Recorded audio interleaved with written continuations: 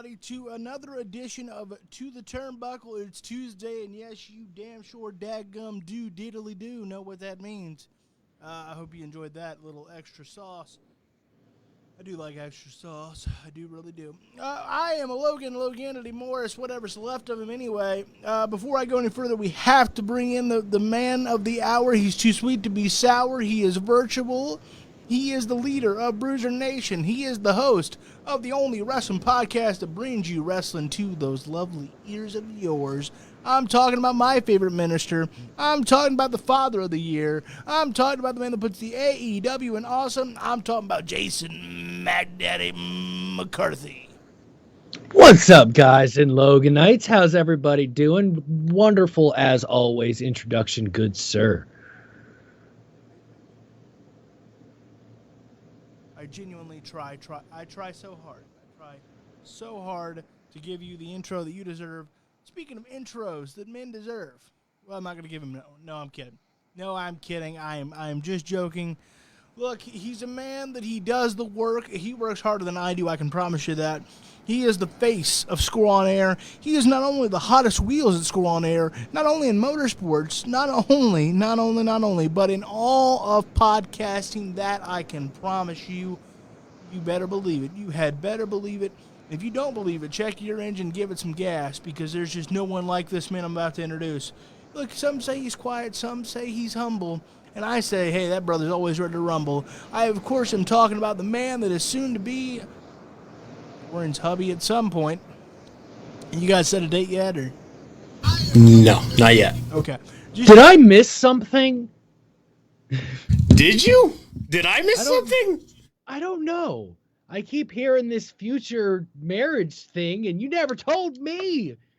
I never told me. Broken. Oh, okay, that makes more sense then. Look, I just have a way. I just have a way. Anyway, we are so proud to be presented by Bruiser Nation Productions and me right here on Heel Turn Wrestling. We can't wait to get into it, delve into it, talk about it. Let's give them something to talk about. How about trash bags? Ooh, trash bags.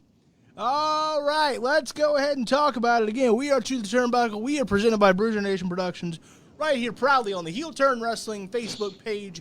Give us a like, give us a share. We do appreciate that. Oh, if you're on Twitter, if you're on the tweet, tweet-a-dee-da-dee, as the Jackson 5 once said, give us a follow at To The Buckle. That is at To The Buckle. We all live tweet. We have selective days. Sometimes we just share thoughts with the wrestling universe, brother. And we want you to give us a like, give us a share, give us a follow. Please, we want to grow this podcast, and we can only do it as much as you allow us. Thank you so much for tuning in. We hope you are having a very blessed day. All right, let's talk about a debacle. And I don't mean debauchery yet. So, Mickie James, icon, women's wrestling legend, if there ever was one. She went viral this past week, I should say.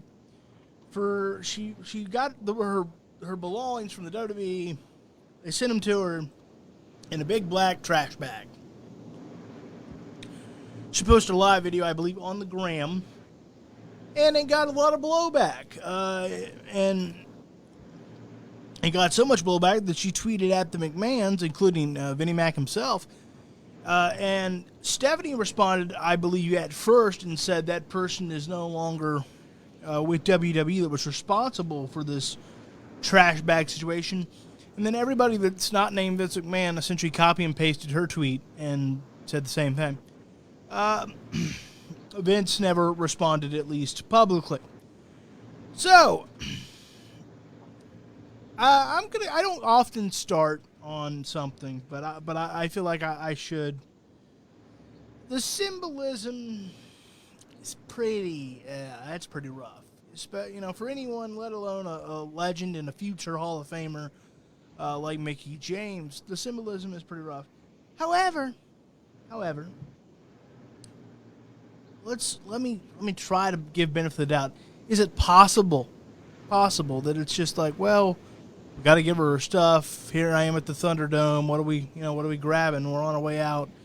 I think the symbolism is tough. I absolutely do. But if anything, I think it can be taken a little too personal because I got news for you, people. I don't know about you guys. When I go out around the holiday season, get together with the fam, right? Usually, I put, if someone is nice enough to get me gifts, and I will take some, the Logan Morse Foundation, which is at my address, which I'm not giving out on the air. And usually, though, if the fam gives me Christmas gifts, I take it home with a big old trash bag. I don't, and I don't mean the items are trash. What say you, Mr. McCarthy? I saw Napper really had a lot to say. He gave me a little side eye, so I'm gonna wait a second. He was gonna be rude to me. And what say you, Mr. McCarthy? Is this a big? And you guys work harder than I ever do. I've held a job down for like 2 weeks in my life. This is my job. No, I'm not getting paid for it yet, but you can go help me out with that and buy some merch. But what say you, Mr. McCarthy? Is the symbolism that awful? Is this a little too much? Is this much ado about nothing? Is WWE, do they prove again that they're Satan's favorite company by this move? Lay it on me. Put it in perspective for me. Please don't call me stupid. All right. I mean, I wouldn't say Satan's favorite company. I wouldn't go that far. However, this is a multi-billion-dollar company. Man, pack those things in a box. It doesn't make sense.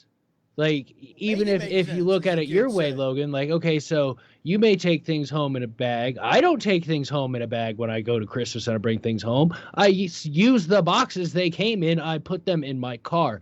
This was classless. It tells somebody that you don't give a crap about them, period.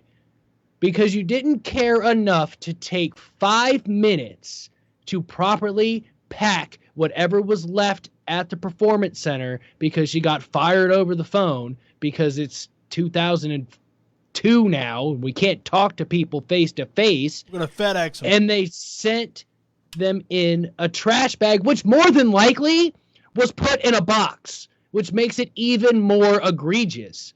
It's the fact that it was in a trash bag because to ship it, they would have had to put it in a box.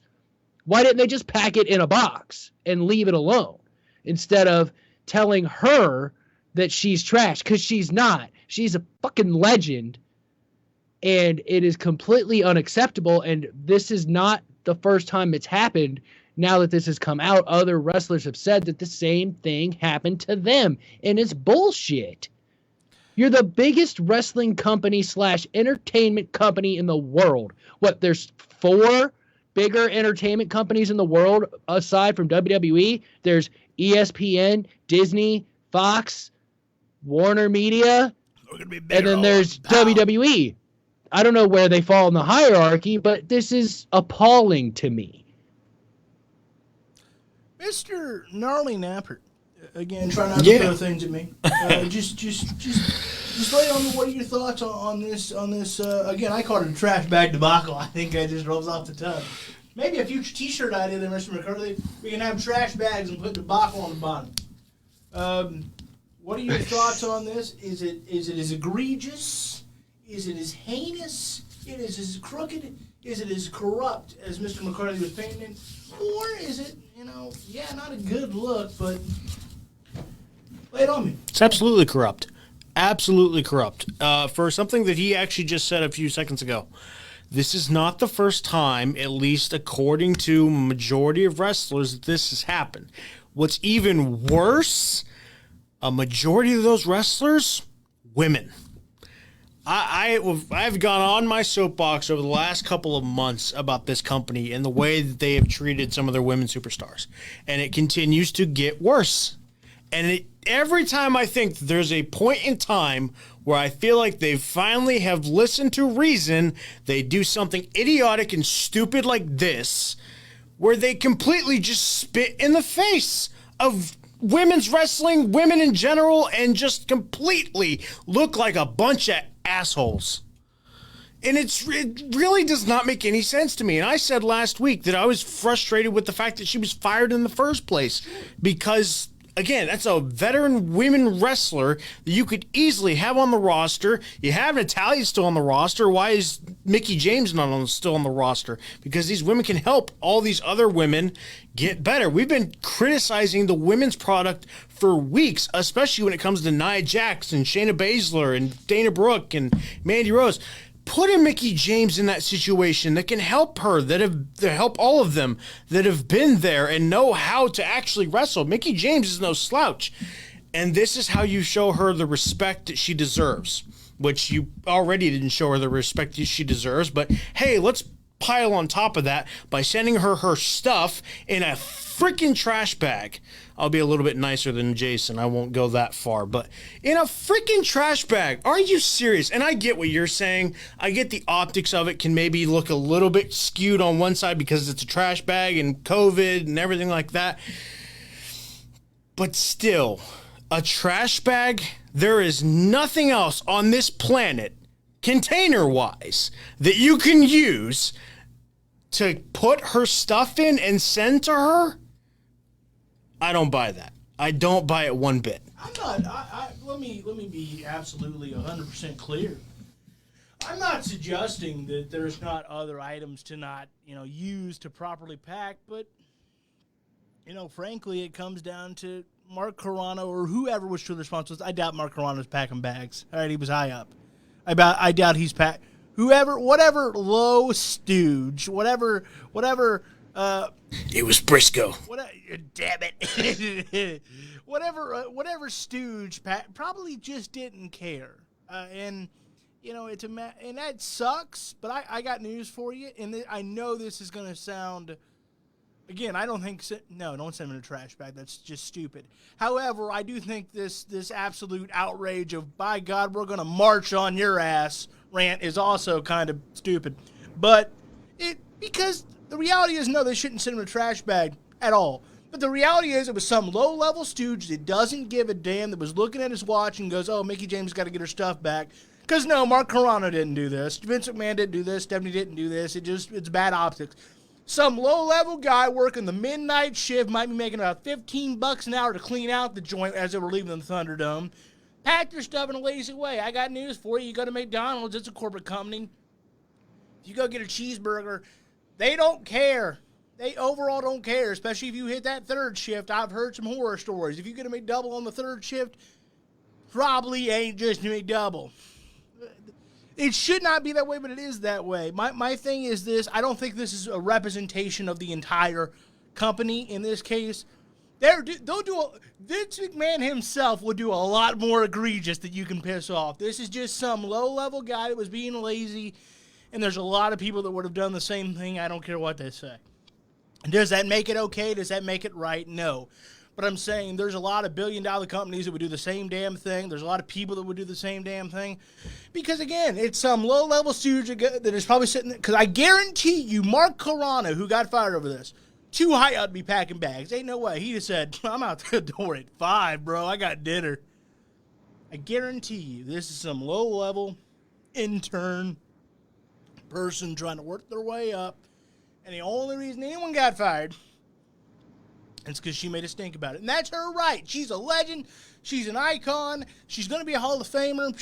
Frankly, she should probably be a TNA Hall of Famer too, and that's her right. But I think this idea that, oh my God, it's representative of what is everything wrong with this company. No, give Vince McMahon 6 months. He'll show you what's wrong with the company. He'll show you what's really wrong with the company. So it was some low-level stooge probably that doesn't give a damn because guess what? We live in that kind of culture where many of people that are my age work those low-level jobs, and they just don't give a damn. You're not a pimple on their ass cheek. That's probably how it went down. Can't argue with that one. Did it himself, then yeah, well, you gotta do better. I will argue with that one because I have people under my employ that make $12 an hour that care more than some intern or whoever that packed this bag if that's the case. Well, do they it's care still more, not it's still not excusable, and it's a pattern of behavior because it's come out that it's happened before. So before it was okay, and that's why it happened now. Yeah, The nobody made only a stink reason about it. anybody got in trouble in the first place is because of social media. Social media wasn't a thing, we still wouldn't know about it. So thank God we know. But it's a pattern of behavior. I don't care what low-level stooge did it. It falls upon management. All the time in any business. Which is why Corona got The fired. employee will follow the lead of the management. If the management is a good person and treats them well, it doesn't matter if they make 10, 12, 15, $18 an hour, they're going to do a good job. This whole thing of your generation doesn't care, I don't believe, because it's been proven wrong just by people that I employ because I treat them well and show them the right thing to do. Well, sure, McCarthy. I'm not saying that everyone of my generation doesn't give a flip, but I'm saying the grand majority, the grand majority of us millennials, and that doesn't mean me or you or your friend at work or Jim Bob McBuffy Pants, but the grand majority, we have become a lazier society overall. We all kind of agree on that, to my knowledge. I disagree with that. It's the people above them. Yes, there are people. You create the culture, no matter how old someone or how young someone is. Well, yes, the people on top that create the culture. I haven't met a single younger millennial because I'm a millennial. I'm just at the top, the older end of the spectrum. I thought you were 90. So did I. What the heck? I think you're part of the greatest generation. You found the Botox. And this is something that I have learned in my almost 15 years of management. They're not going to care if you don't care. Look, if you care, yes, it doesn't matter how much they make. If you care about them and show symbolism them the is right thing to do, all right. they're going to do it. The symbolism is wrong, but let's crack it down to layman's before we move on. We are complaining because she got her stuff back wrong. Not broken, not misplaced, not lost. We have become a generation. Society has become a generation where literally what we are complaining about is we don't like the object her stuff was sent in. Whether it's good optics or not, think about how minuscule it is, and think about how this whole debate, this whole debacle on Twitter is proof of today's cry me a river generation. Because yes, is it bad optics? But literally, let's think about the PR crisis we're having because we sent her stuff back in the wrong way. We didn't say, screw you, Mickey, we're glad you're gone. We sent her stuff back in the wrong object. Everybody de-stress your breast if we ain't got bigger issues to worry about. Hell, the man probably left his roster kidnapped in Saudi, and this is what we're going to get upset about. My point being is, yeah, you could say it's reflective of management. Guess what? If this was the biggest issue WWE has, give them the Medal of Freedom. They sent her stuff back wrong. Stop it. I get it. It's Boy, bad I optics. wish Tony Khan would do this because you would not defend him at all. Where am I defending it? Where am I defending it? I'm not defending it. I have never said this is fine. When have I run the tape? Did I say this was fine? Did I say this was good? I said on the laundry list of issues this company has with morality, this is on the very bottom. What have I said that was defending it, McCarthy? Waiting on you. That it's not a big deal? Because it is a big deal. In comparison, it doesn't matter. To in comparison to everything else they've they've done, maybe it's not on that level, but it still shows how much they don't give a damn. Is that news to you? No, but it's another example of the hypocrisy in that company that you always defend when they do shit like this. You always provide excuses.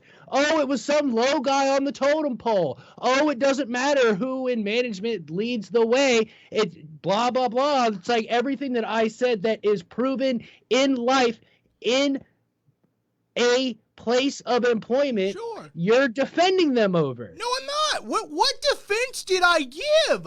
I said it's not good optics. I said we're making too big of a deal because, let's be honest, we probably are. That doesn't mean it's good.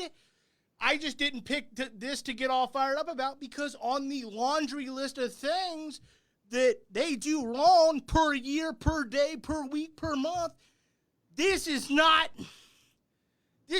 scratch the surface of releasing people at the start of a pandemic on Black Wednesday. It doesn't compare. And that doesn't make it okay, but I'm saying once you've already done it, once I've already seen this, it's like, guess what? If Charlie Sheen goes on another meltdown, it's not going to pack the same punch because we've seen it. Yes, this company is morally corrupt. We know that's how he became a billionaire. I'm not disagreeing with you.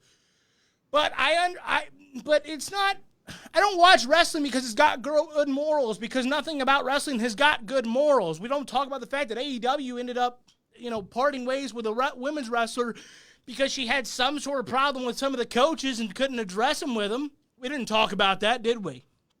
No. Every company's got some crap. This company just happens to be the landfill of crap. It also happens to be because it's 70 years worth.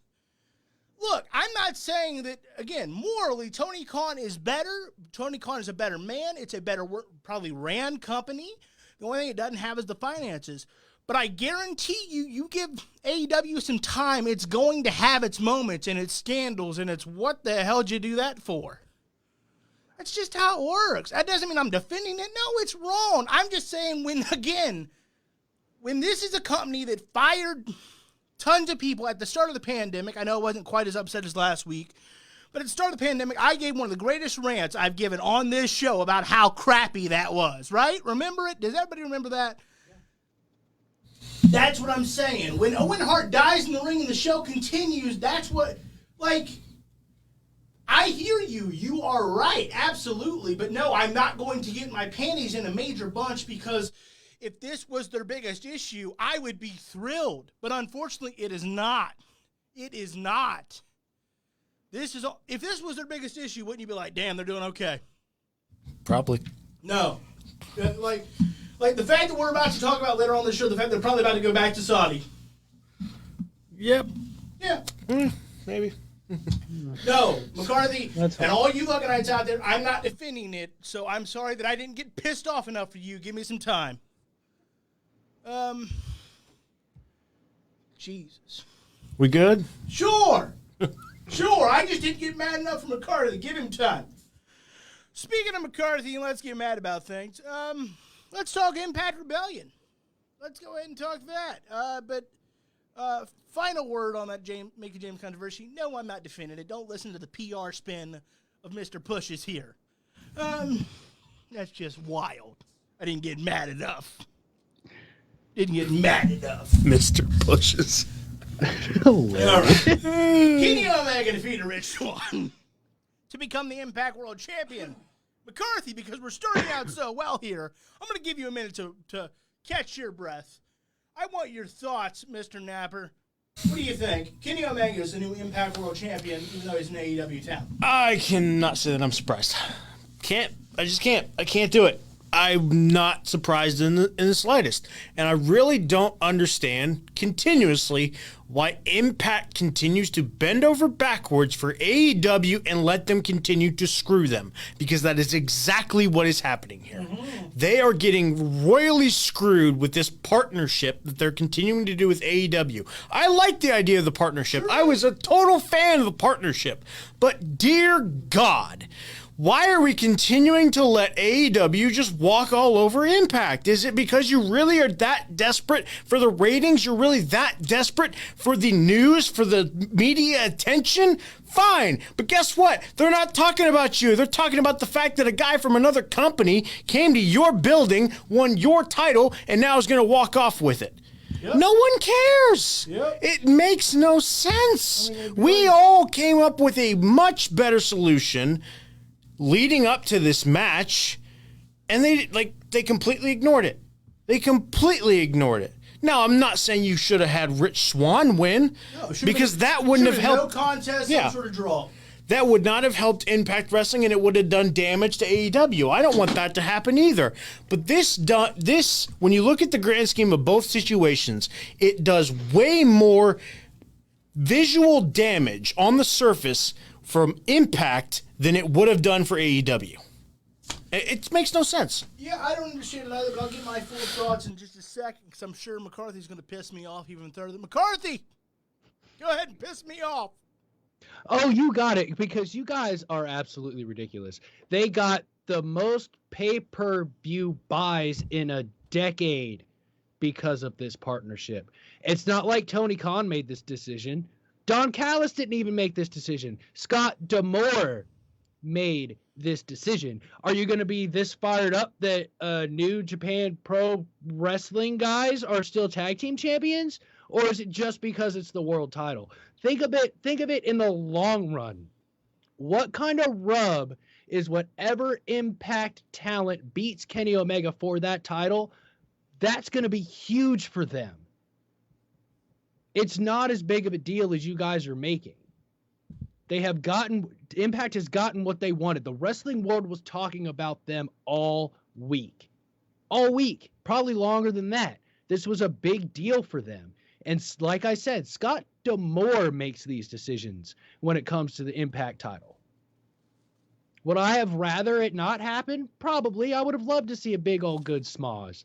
But that's not the world we're living in. And unless you're dying on your soapbox for the Good Brothers, then I don't see a problem with this. I don't see why you guys are so fired up about it. Oh, give it time. I will be upset about that as well. It makes absolutely no sense. Yeah, they were talking about it, but the majority of the people that were talking about it, and I will get on my soapbox for that one as well, but the majority of people were talking about it because it's stupid. It's ridiculous. Yes, I get you what you're saying. The pop for whoever beats Kenny Omega is probably going to be really big. Congratulations. It's probably going to be Moose. Who knows?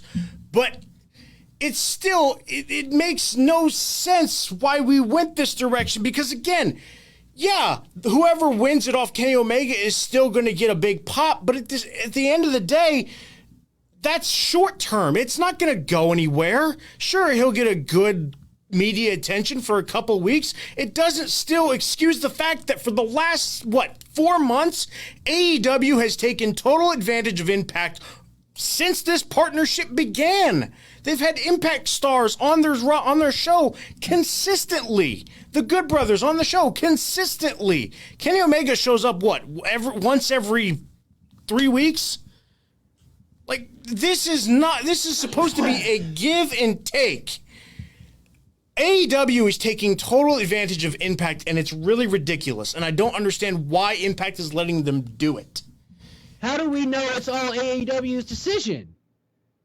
It doesn't matter if it's all their decision. It's still part of their decision. Whatever the hell they want, as long as it's not affecting his show. He's not Vince McMahon. Oh, you can't go wrestle here. You're thinking in one. So you're thinking of one company. Maybe Impact doesn't want to do all that booking. Maybe Impact is trying to build their stars that they just signed in the last 8 months. Then shouldn't they be on the show that's getting 1.2 million views? If that's the case, then Impact's an even dumber idiot than I thought. They should be on the show with AEW so that their talent can get more eyes on their talent. Just like AEW is doing with Impact. Granted, Impact does not get nearly the same amount of views as AEW does, but it's still attention on the roster of AEW. They're not stupid. They understand that. Apparently, Impact doesn't understand that. Is it my turn now? Go for it. I'm going to let this one build before I really crank it up for you, because I'm going to get so hot and stupid. Probably, if there's ever an episode that I'm going to have a heart attack, this is it. Let's see how far we can go.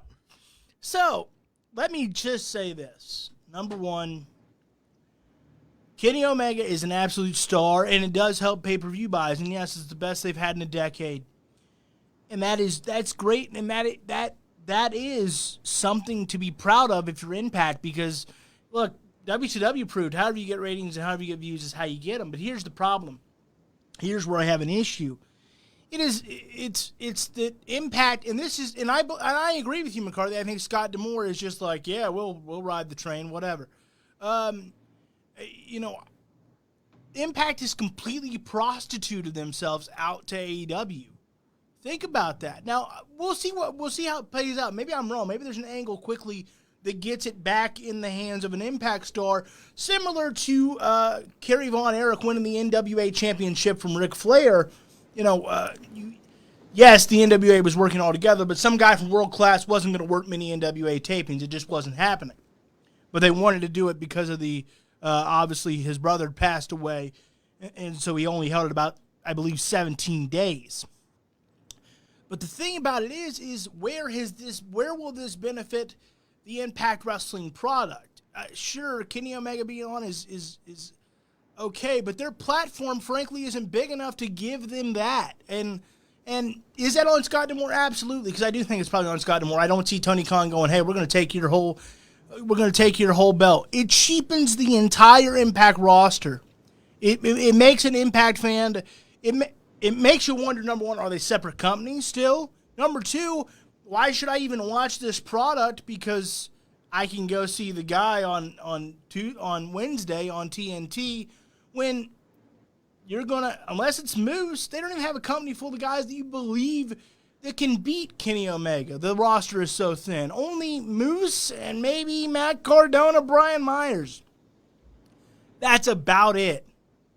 I understand what they're trying to do because Kenny Omega is a star, but the problem is yes, okay, you pop some pay-per-view buys, great, but you're not going to help ratings. They don't have a big enough platform. There are no shows to pop or territories to pop because we're in the middle of a pandemic. You're not selling tickets off that. This completely prostituted their entire... Think about it. Their world championship is on loan to another organization. I'm not saying don't have a crossover, but you didn't see the NWA prostitute the world title out to World Class. They had it all. This goes too far. This is Impact has always done this, no matter whether it's been TNA or Impact. Every now and again, it doesn't matter who's in charge even. It's weird. They find some way to essentially suck ass with somebody. For a while, it was the old ECW gang. Let's give them a pay-per-view. Why? We're not... It was Hulk Hogan. It was Bischoff. They let people have their way with them because Hulk Hogan and Bischoff had some good ideas. That doesn't mean every idea like moving to Mondays is smart. AEW has got some great platform opportunities. That doesn't mean that giving your world title to a different talent is smart. Because yes, pay-per-view eyes, I get it. But from a roster standpoint, from a credibility standpoint, McCarthy, what just happened? Yes, Rich Swann had a hell of a match. It was a great, great match that Morrow called, and it was awesome. But they have done nothing but devalue Rich Swann for the last 4 months of this partnership. He couldn't even come to the bus of Kenny Omega, even though he's the world champion of that promotion. They have done nothing but say, our guys aren't good enough to compete with the almighty Kenny Omega. And if that was a contracted employee of Impact, I'd be fine with that. But aren't these separate companies? And it's like, take what happened with NWA for a second. When Thunder Rosa comes to AEW and stuff like that. Even in that case, they let other NWA women show up on the show, have matches on the show, defend the title between each other, not really with AEW. They had their own moments on the show because NWA wasn't doing any of their shows, and it got NWA credibility and attention. We haven't seen Rich Swann on AEW. We haven't seen him have that. Right, that's my point. Like, Kenny Omega's been on Impact Wrestling how many times? Like, what, 5 at this point, or maybe even more than that? I haven't been able to keep up. But Rich Swann has been on AEW television never. Right now, and again, McCarthy, you're right. I think it's on D'Amore. But don't you think when you paint it out like that, haven't they completely sold their soul to AEW? I want to ask you, do you think they're still separate companies? If I'm not wanting to essentially get on the AEW train, can I still watch and support Impact and be confident in the fact that it is a separate company that isn't being swallowed by Tony Khan? Give me your thoughts. Talk me through that, because I know you're much more into the rumors and comings and goings and innuendo on AEW. Is it a separate company still? And again, where is the benefit besides pay-per-view buys? As an on-air product, it's like Brock Lesnar. Yes, I say he should be champion because he's most legit. I make no bones about the fact that him being champion hurts Raw because it doesn't have the belt. It doesn't have the belt to go with it. He's off TV for 6 months. Yes, he helps those pay-per-view moments, But how does it help the overall product? McCarthy, I gave you a lot there. Unpack all that if you could keep up. Can you? Probably. They're separate companies. Tony Khan's never going to buy another wrestling company. He loves wrestling as a whole. He wants everyone to succeed, and I'm glad that we can agree that at least, yes, maybe TNA is prostituting themselves to AEW. Maybe that's the case. But we can't put it all on AEW and Tony Khan the way Travis tried to. That's not how this works. I called Impact. After I gave you more facts, not before. Your original tirade was, "Oh, AEW's terrible." Here. Amen to that. How could they do this to Impact? How could they do this? That was your first tirade on this subject. We are watching them. I can't say that. No, I can't. No. Go ahead. I had something there.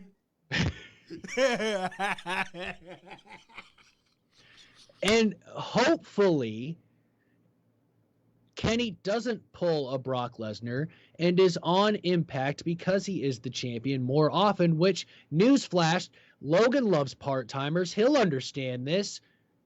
Kenny Omega is a star that brings eyes to the TV set. More so than Rich Swann. I love Rich Swann. He's an amazing talent. He's got all the charisma in the world, and he's funny as hell. He was on Chris Jericho's podcast on Friday. That was great.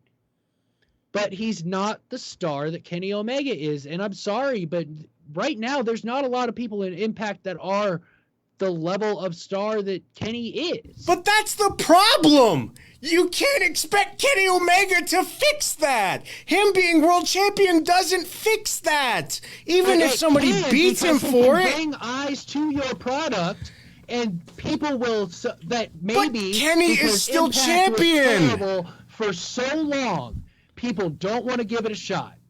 But then they tune in because of Kenny Omega, and he wrestles somebody that they don't know, and they like this wrestler. Now they want to see that wrestler again. So in theory, they tune into Impact to see him again and again and again.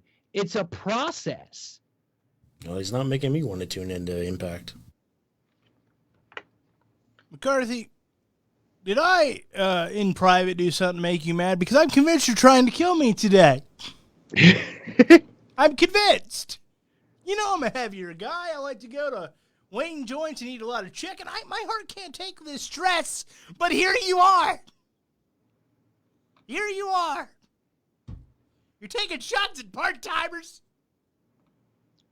I wasn't taking shots at part-timers. I was parlaying your love for part-timers into this process. Oh, come on, McCarthy. You were being a smartass. Part-timers can bring eyes to the product.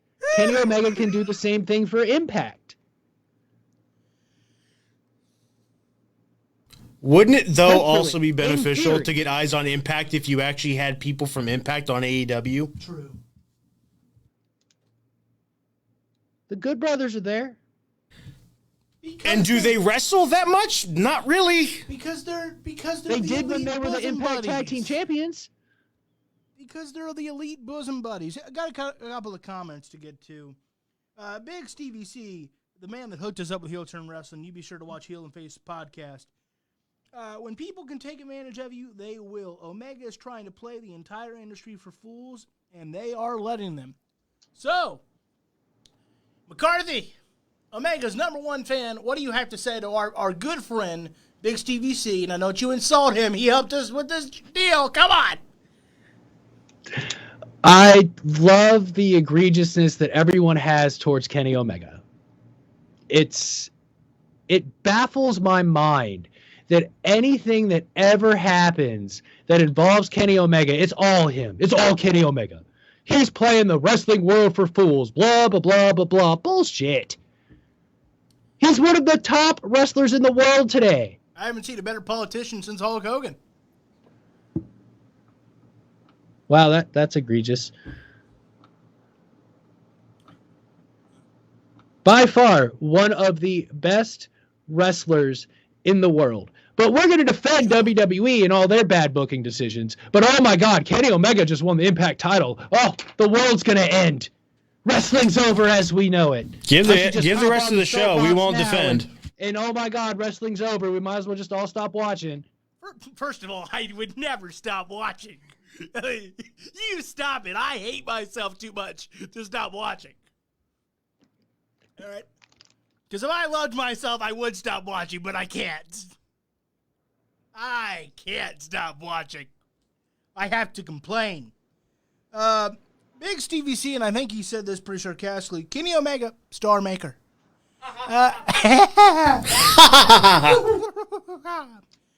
see, the problem is, though, like, Kenny Omega, yeah, you're right. He is the biggest star that Impact could ever come across. There's no doubt about that. They have been hemorrhaging stars, for lack of a better term, since the Hogan era. Now, people will go, see, that's all Hulkster's fault. It's been a decade. The first few years were his fault. If you ain't figured it out by now, it's not all Terry's fault. So, yes, you're right about that. I'm not disagreeing with you. Kenny Omega is a star. But is he a star in the same way that Ric Flair was a star and can go pop a territory and get more eyes? I don't know. Is he a star in the same way that even Abdullah the Butcher was and can go pop a territory and get more eyes back in the 80s? He would do, that's how, or Andre would go pop a territory. I don't, because no one is that big of a star. He just did on Sunday. By the amount of buys because of this match, he just did. People that have never seen Rich Swann before that bought this pay-per-view because Kenny Omega was challenging for the Impact Championship are now Rich Swann fans because Rich Swann was amazing in that match. Yes, he was. Big CVC says... Does Steve hate Omega for the same reasons you do because he wrestled a broom and a sex doll one time? Well, apparently he's getting those comments as well. I didn't know if you were or not. I'm just jacking. I don't. First of all, I don't hate anybody, sir. I'm a man of love. I'm a man of love. I'm a man of love. I'm a man of love. But it's this idea that he's like the biggest wrestling star in the world. Just we're not ever going to have that again. At least right now, AEW is not a big enough brand, and WWE is not going to. They're not going to build up anyone big enough to be John Cena or Ric Flair, or I'm talking about someone that, just moves eyes. Because that's what I'm saying is, and yes, again, I think it's mostly on Demore because he's like, yeah, go ahead and can't say it. Can't say it. Sure. Go ahead and put us over the barrel. But, and I understand their point because I think they're that desperate for relevancy because they haven't been relevant for at least 4 or 5 years. And I know someone goes, well, that's your boy Hulk's fault. It's been a decade. Move on. Lick me. It wasn't all his fault. He made some stupid decisions. Absolutely. Moving to Monday nights was the worst. But not everything he did was horrible. People go, well, you got rid of the 6-sided ring. Most wrestlers don't even like the 6-sided ring. So, again, lick me. Especially their biggest guy in the company, really, Sting, did not like it. Yeah, because it's harder on the body. I don't think AJ liked it either. But, what? I don't think AJ Styles liked it either. No, he did. Well, he said he did. Because they had that table for 3 where it was him, Jarrett, and Sting. He said he loved it. I know Austin Aries wasn't a big fan of it. I'm saying that, yes, but everyone always goes, well, damn it, if Hulk hadn't come in there. Well, okay, yeah, he made some horrible decisions, but again, it's been a decade. Their complete fall from relevancy is not all on Hulk. Could he have hurt for a while? Yeah. I would even blame him maybe for the Destination America move. But once you go to Destination America and then Pop TV and now Twitch and Access TV, it's been a decade. It's not Terry's fault anymore. By the way, no one ever got more eyes on that product, including Kenny Omega. Yes, he made dumb decisions, but I'm saying I was fighting with some Twitter fanboys. Follow me at Loganity. Well, Hulk made it unwatchable. Sure. Yes, he entirely made it unwatchable. Well, he bankrupted them. TNA wasn't paying that. Panda Energy was. It was Dixie's parents, you jackass.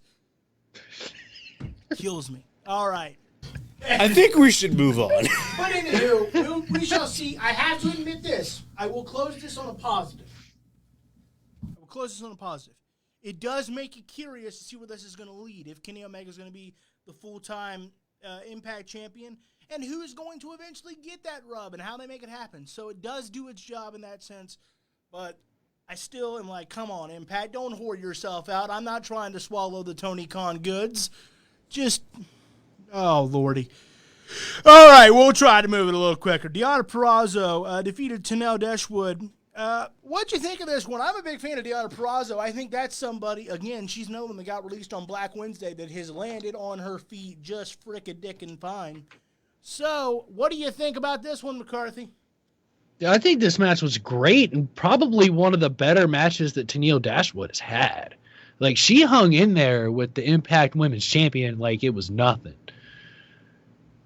Yeah, she didn't win, but she was going move for her. She didn't look like she was drowning in the deep water, if you will, hanging with Deonna Purrazzo. She might beat Deonna Purrazzo in the future. Well, we'll see what happens. Yeah, I enjoyed this match. Deonna Purrazzo might be that longest reigning Impact champion to beat Ty Valkyrie's record. We'll see. I really like her. She's proven that WWE completely missed the boat with her. Finn Juice, here's another decision I didn't care for. Defeated the Good Brothers, and it's not because I don't like Finn Juice. I think they're good as hell. It's just I think, especially you're being in Japan, it's hard to not have your tag titles on the regular roster. Do you think this was the right call, McCarthy? I think with what's going on in Japan right now with the pandemic, I mean, I don't think it's that big of a deal. They're not going back there. All right. They're having another wave over in Japan. A lot of stuff's getting shut down. They probably can't fly over there right now anyway. I was not So I aware of don't that. think this is that big of a deal. And I think now that the Good Brothers have lost the titles and lost their rematch, now this gives someone else to step up and bring the tag team championships back to Impact and take them off of Finn Juice. Decay. Let Decay. it be Decay. All right, how about you? What do you think? Right call? Well, I didn't know that either about Japan. So That's all right. If it doesn't fit your narrative, don't worry about it. But I still don't know if I think it was the better decision. I can understand where he's coming from with somebody else getting that opportunity, especially because right now the Good Brothers don't really need the titles. Like, they're getting plenty of exposure in many different ways. We just spent like half an hour harping on it. So they don't necessarily need the titles because honestly they're getting over no matter what you say. So I guess from that standpoint, it's the right decision, but hopefully at some point soon, those titles are taken off of Finn Juice. We'll see. Again, Decay. Trey Miguel defeated Sami Callihan in the last man standing match. This sucker had some physicality. What'd you think of it, Mr. McCarthy? Dude, Sami Callihan beat the crap out of him. By the way, you cuss a lot for a minister. That's wild. But like Trey Miguel took all that punishment and kept on coming, and like, damn, man. Sometimes you forget how good Sami Callihan is, even though he is from Ohio. Sometimes you forget because Impact doesn't have the eyes. But man, he was brutal. Like they said on commentary, man, he made a simple pedestrian move like the body slam look devastating. Like, how many body slams in different ways did Sami Callihan give to Trey Miguel that night? Yeah, I mean, not even Kenny Omega can do that. That was pretty impressive. Although I will say I do have one complaint about this one. It's not about the match itself. It was about the replay they chose. Do you remember the spot where the table was upside down and he body slammed him on it? Yeah. And it looked really devastating because the camera was behind Sami Callihan. Yeah, and then they asked for a replay and kind of ruined it because you could see that he obviously landed on his feet first. Yeah. I was begging them not to show a replay while I was watching this. Like, please don't. It's going to ruin everything. Yeah, I don't know why they should. They completely, because at first I was like, damn, that looked hard, and then they showed that replay, and okay, I'm suspending belief. Jordan Grace and the debuting Rachel Ellering, of course, she's the daughter of Precious Paul. LOD. All right, defeated Fire and Flavor to become the new tag champions. What do you think of this one? And do you think that means that Jordan Grace has signed a new Impact contract? I know her deal is coming up next month, meaning May. She probably did. I mean, she seems to like it there. And I thought this was a really good tag match. Fire and Flavor showed their heart and desire. Flavor. And Rachel Ellering, I know I said flavor, my bad. And Rachel Ellering showed that she really didn't miss a step from her time out from wrestling.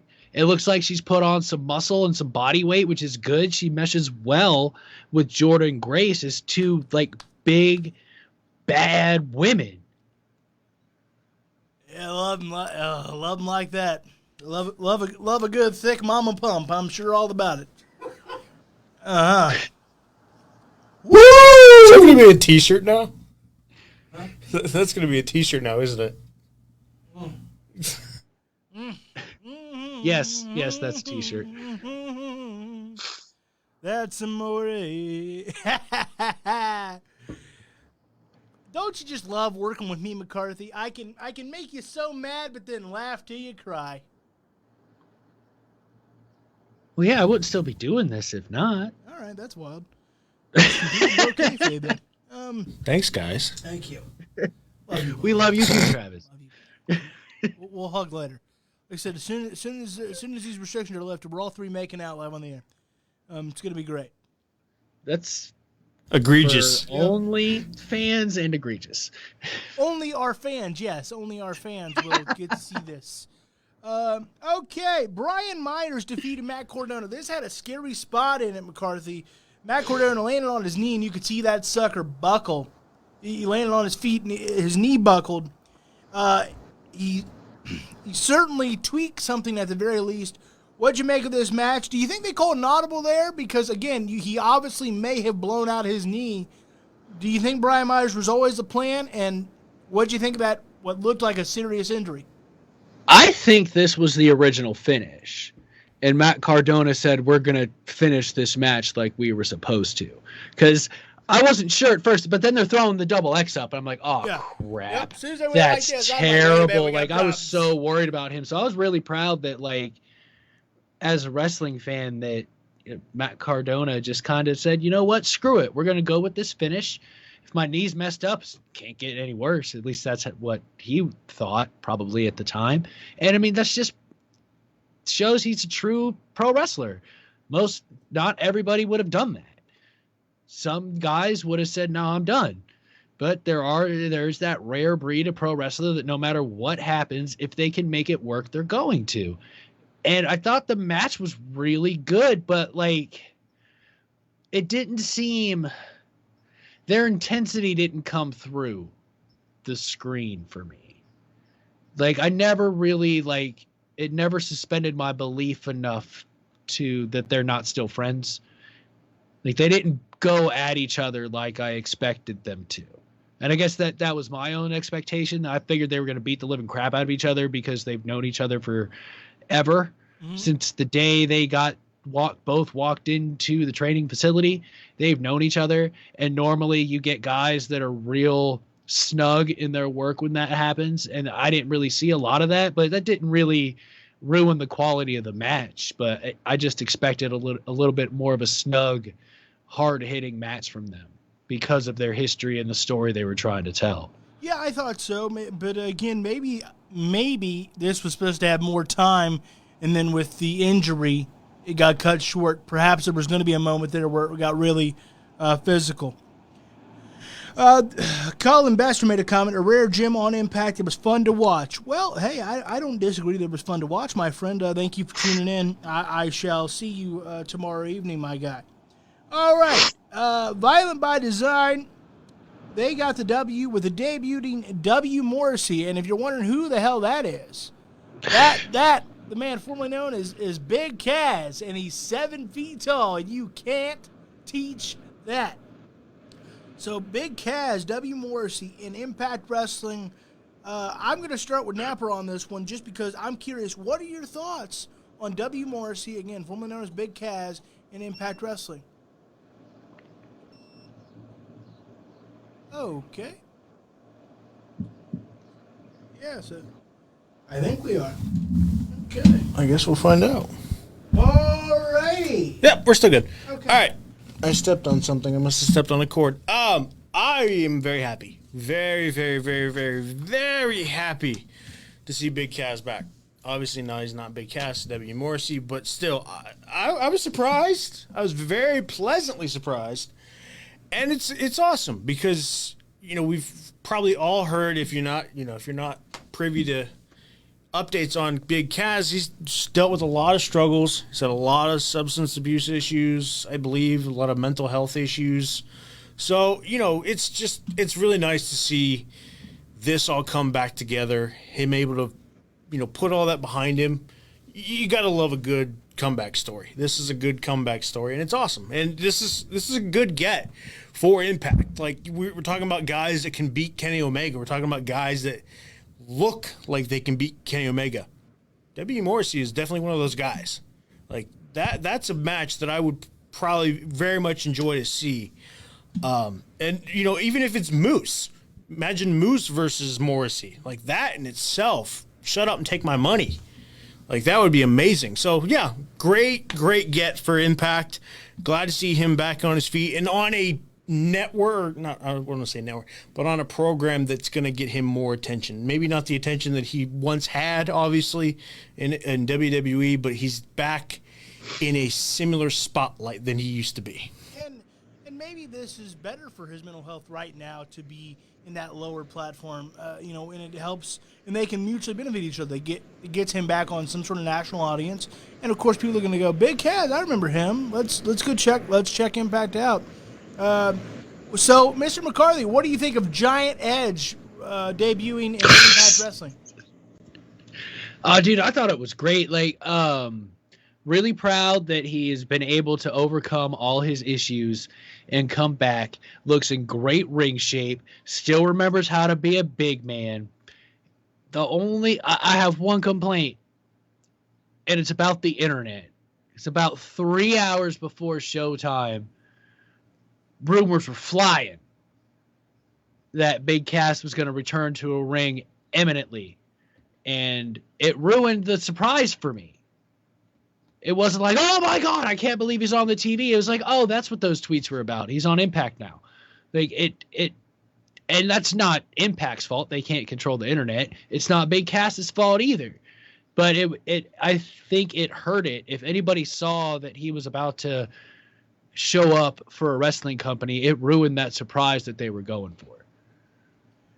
Luckily, I was not dialed into the computer a few hours before showtime, so this was a surprise to me.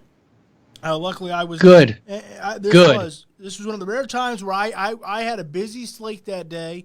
I had watched the NASCAR race, and then I went and got some dinner, and then came back, and then sat down for Rebellion. And so I hadn't had a chance to check the dirt sheets, and I checked them quite compulsively. Quite compulsively, as these two gentlemen will tell you. Because I'm always hitting, did you see this? So this was the one time I was out of the loop, and I was damn proud of it. Finally, to close out our Rebellion review here, Josh Alexander defeated Ace Austin and TJP to become the new X Division champion. Of course, that X Division belt's got a lot of lineage. Great guys have held it. Joe, Styles, Daniels, the list goes on and on. McCarthy, what are your thoughts? Josh Alexander, the next in line. What did you think of this match? Did the right guy win? I think most definitely the right guy won. Josh Alexander is way better than I ever thought he would be. And it was the right way to open the show.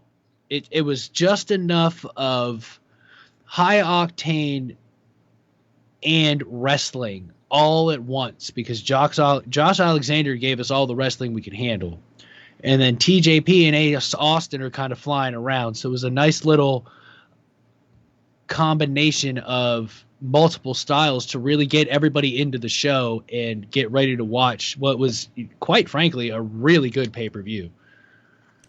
I agree. I thought it was a very good pay-per-view. Despite my grievances with the Kenny Omega decision, there's no denying that it was a solid main event. Great to have Mauro Ronaldo on the call, and it was a top-to-bottom good pay-per-view. I want to say it was well worth the $40, but I think $40 is just steep for a pay-per-view these days, and I think $50 is steep. But it was, if you purchased it, well worth it. As far as did you get your enjoyment out of it? Absolutely. If you're a wrestling fan, this was a solid pay-per-view.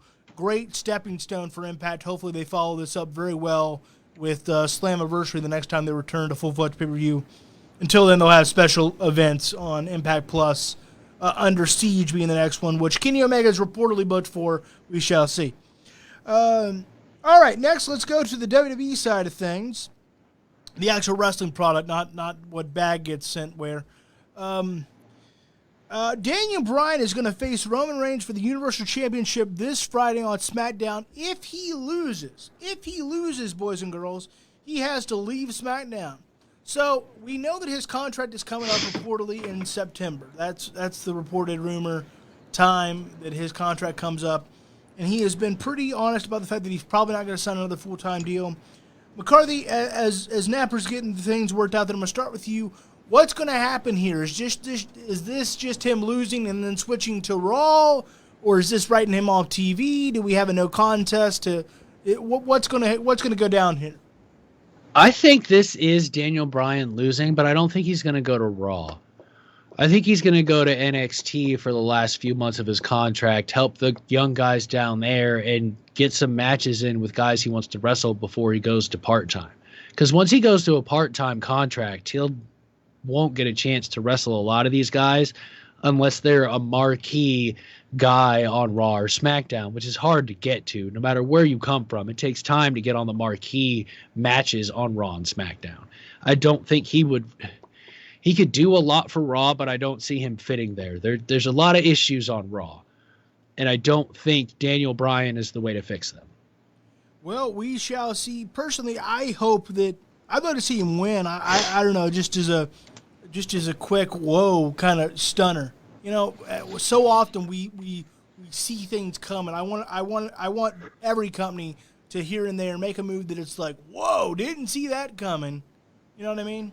And so I'd like to see him win. What say you, Mr. Napper? Is this the official end of his full-time career we're about to witness, or is there a bigger motive and storyline at play here? I don't know if it's his, end to his full-time career. I think he's still got a little bit more left before we get to that point. I was kind of throwing around the idea that what if Edge somehow gets re-involved in this situation, because we haven't really seen him, at least to my knowledge, since the WrestleMania match. So I'll be curious to see if he maybe shows up, if he interjects and causes Daniel Bryan to lose. Daniel Bryan would still be off SmackDown, but I think if you take both of them and put them to Raw... Unless he's friends with Sonya Deville, in which case he can easily be back on SmackDown. Yes. I mean, I think they're friends, right? Maybe that's something that the Scrap Daddy pulls, say, hey, you did this to me on Raw, I'll do this to you on SmackDown. I love that idea. I think it's a great idea. Long live the Scrap Daddy. Yeah! But all joking aside, I think that he is going to lose. I do believe that. But I don't know where they go from here. But I don't believe it's the end of his full-time career just yet. I think we still got a little bit more left to do with him. So I don't know what. Maybe he goes to NXT. I would love that. I'd love to see a rematch between Daniel Bryan and Adam Cole. Well, wouldn't that be something? That would be pretty big. Daniel Bryan and Finn Balor? Oh. Shut up and take my money. Frankly, I think Daniel Bryan versus Karrion Kross would tell a hell of a story. Oh yeah, for sure. With what he did with Brock, absolutely. I just think there's a lot of options. Hopefully, Daniel Bryan still got some gas left in the WWE tank. We shall see. Lastly, on SmackDown, before we take a quick breather, Aleister Black reemerged in an interesting vignette. Mr. McCarthy, did you see this vignette? I missed the vignette. Okay. Mr. Napper, did Sorry. you see the vignette? Good stuff. Yes, I did. Okay. My boys are prepared. That's why I love it. Yeah. I did see the vignette. I thought it was very good. McCarthy spends all shows saying, hey, my guys work hard. Also, McCarthy, I missed the vignette.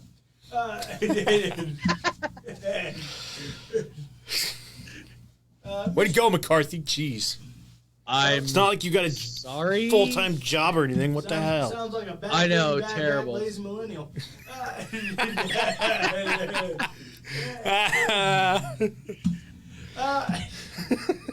Mr. Napper, what'd you think of this vignette?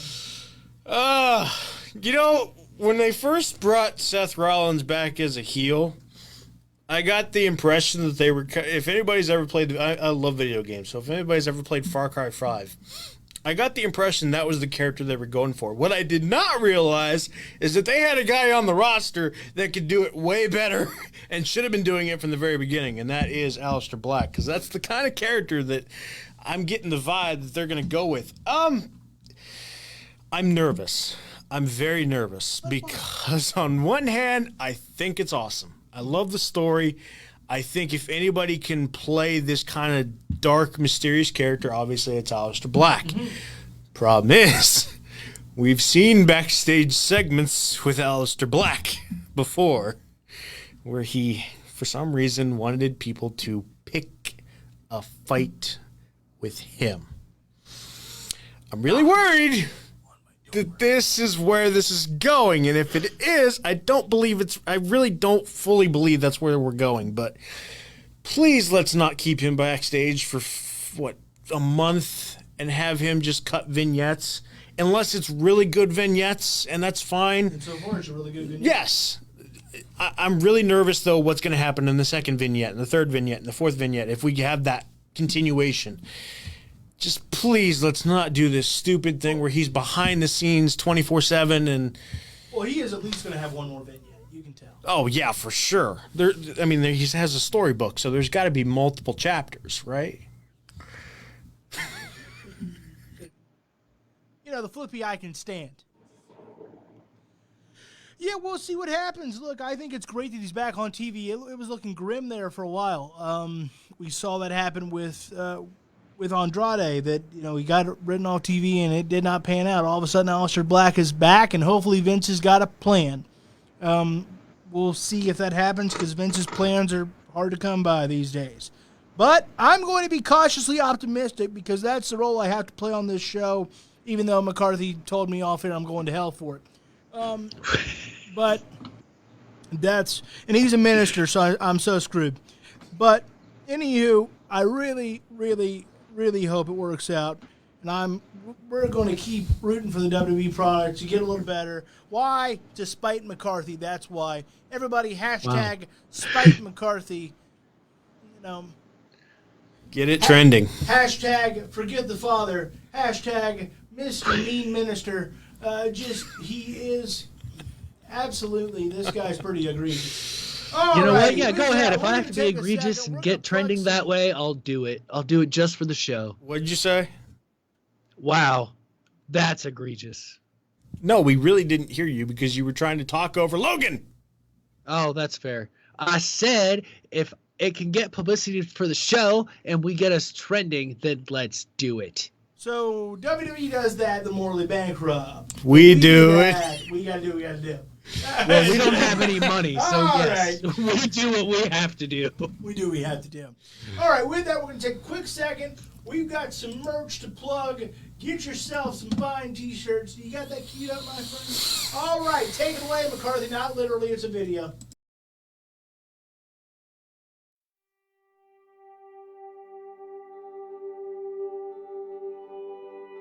Oh hey there, Bruiser Nation. Raise those anchors and get ready to wear the official merch of Bruiser Nation Productions. Visit bruisernationproductions.kincustom.com and show the world your love of the Bruiser Nation as you go about your day in style. We have Bruise Cruise podcast and To the Turnbuckle tees, hoodies, jackets, shoes, bags, and even pillows. You heard that right. Pillows. That's BruiserNationProductions.KinCustom.com. Once again, BruiserNationProductions.KinCustom.com. And remember, Bruiser Nation, stay good, because I'm always good.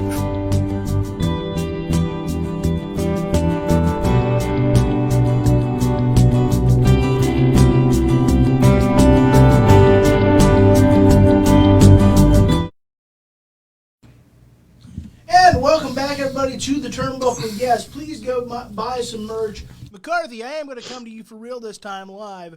Go ahead and remind them one more time where to go get that fine, fine merch. Oh, let's see. There's two places you can go. You can go to BruiserNationProductions.KinCustom.com and also Spreadshirt.BruiserNationProductions.com. And if you forgot those, the links are on the BruiserNationProductions.com website. Absolutely, absolutely. And speaking of Bruiser Nation Productions, go ahead and just tell them about the flagship show of that lovely company. Oh, the Bruce Cruz podcast, the only podcast that brings you pro wrestling for your ears, where each and every week right now we're covering the New Japan Pro Wrestling Tournament G1 Climax 30. Yeah, I know, 6 months ago, but it's fine. It's a lot of fun. So we have that for the next 3 weeks. I'll probably do Blood and Guts just for the hell of it in 2 weeks, since I'm going, and it's going to be sweet. And I'm going to watch it again and commentate it. Yeah, you'll get to watch it from the TV perspective. Look, those are the companies that he is fine and morally proud of. So you want to go ahead and tune in to the Bruce Cruz podcast each and every week. Dear friend, Mr. McCarthy, my favorite minister, even though you're a mean one, Mr. Grinch. So tell us about what you have on the slate as far as how you're going to make your way down to Jacksonville. Oh, well, gee. So the way I'm going to make my way down to Jacksonville is next Tuesday, leave here about 8, 9, 10 o'clock, drive my happy butt all the way to Jacksonville, get down there about 8, 9, 10 in the morning, get something to eat, check out the scenery, the beaches and whatnot, and then go to the show and try to sneak into the Hyatt, because that's where they all go after the show, and try to do some networking with my business cards and resumes and call it a business trip. See, that's how you know he's a minister, because he keeps saying damn and BS and everything else, but he said happy butt. Happy butt, yeah. Well, it turns out he's off being a minister until about 6:30, and it just hit 6:30, and so now it's time to. He knows that his church members are tuning in. He knows what time it is. Yeah, he's 6:30 Eastern Is it time. Tool time, or is it Bruise Cruise time? I shouldn't have said that. We look forward to hearing about your travels. So you'll not be with us next Tuesday. Well, what do you think? I'm going to ask this question live on air because we like to wax around here. Oh boy! What do you think? Do you want to do the show next Tuesday? Do you want to take a week off? What do you want to do? I think we can do the show. I'm sure we can convince Ryan to come back for a show. Ryan. And don't worry, I will bring live footage.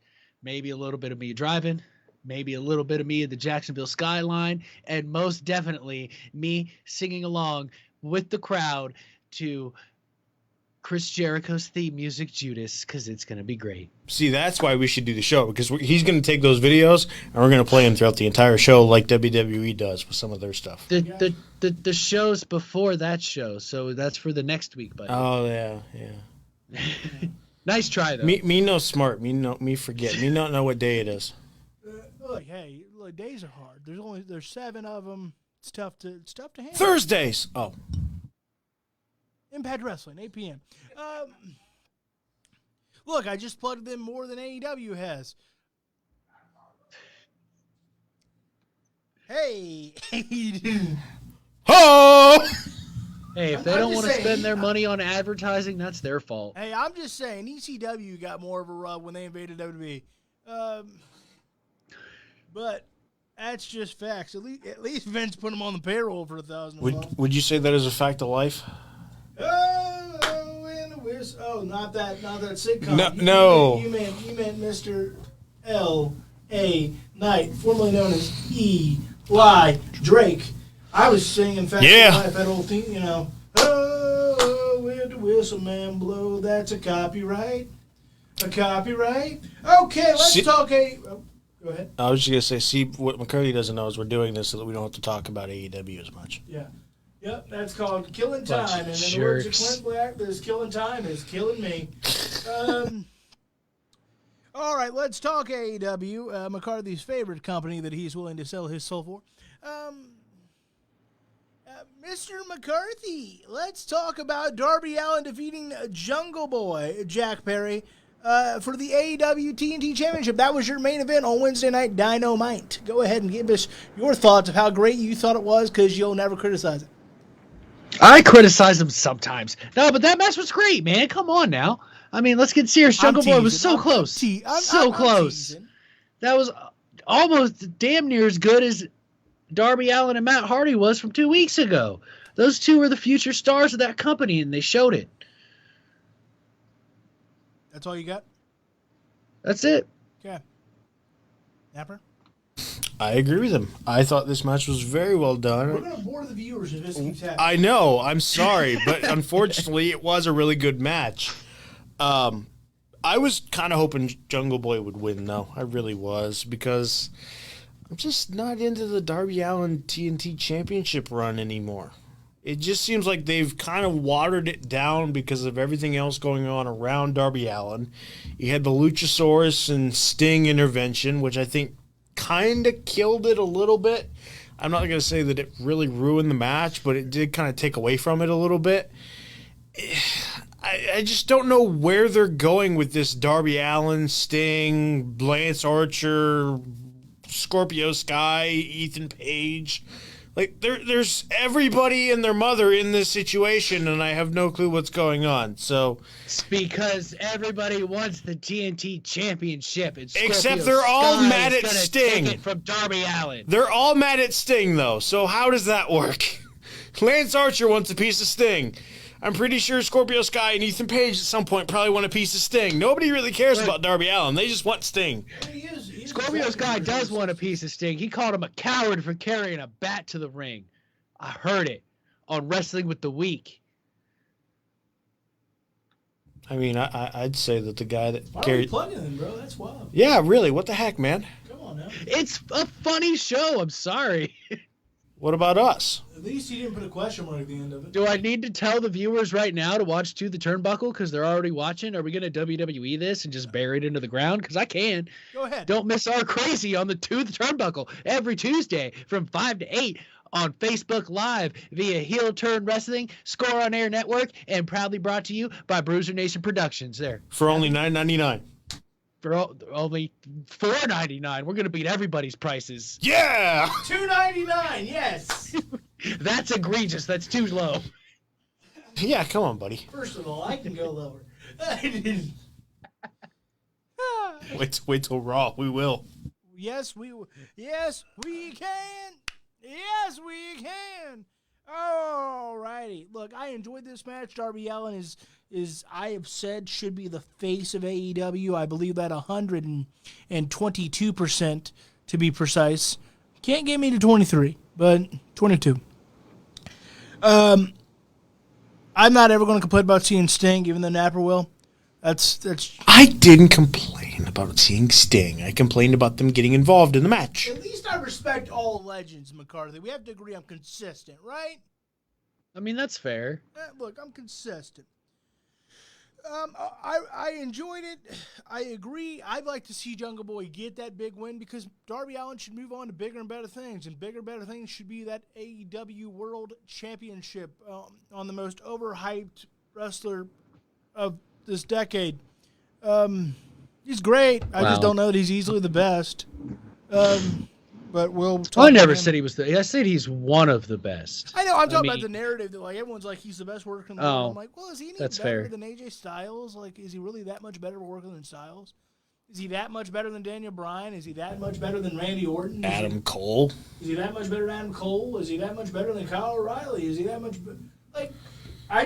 it's weird to me that he's like the clear-cut best wrestler in the world. Usually we don't have that except for Flair in the 80s. Where we all knew that it was Flair and everybody else. Oh well. Oh freaking well. But he's got the charisma of a WWE trash bag. But Wow. Just wow. oh, all right, okay. If he's never coming on the podcast, he would be so welcome. But I would welcome him gladly. I sure would. I promise you I would. But I'd be like, why do you cut the phone sex promos? That's a fair question. You know, if we could speak the language, it would be legit to get Kota Ibushi on here. Because he might be better than Kenny.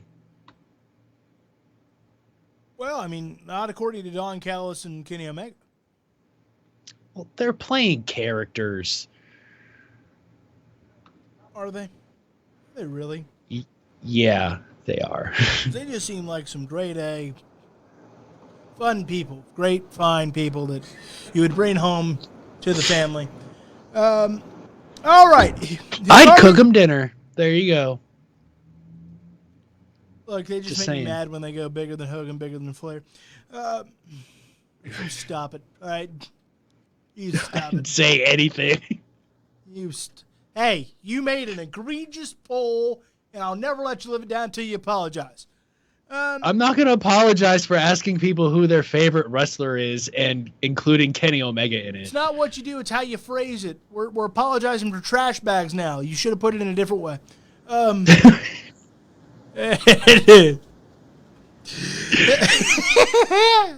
right. They could have at least gave her a hefty.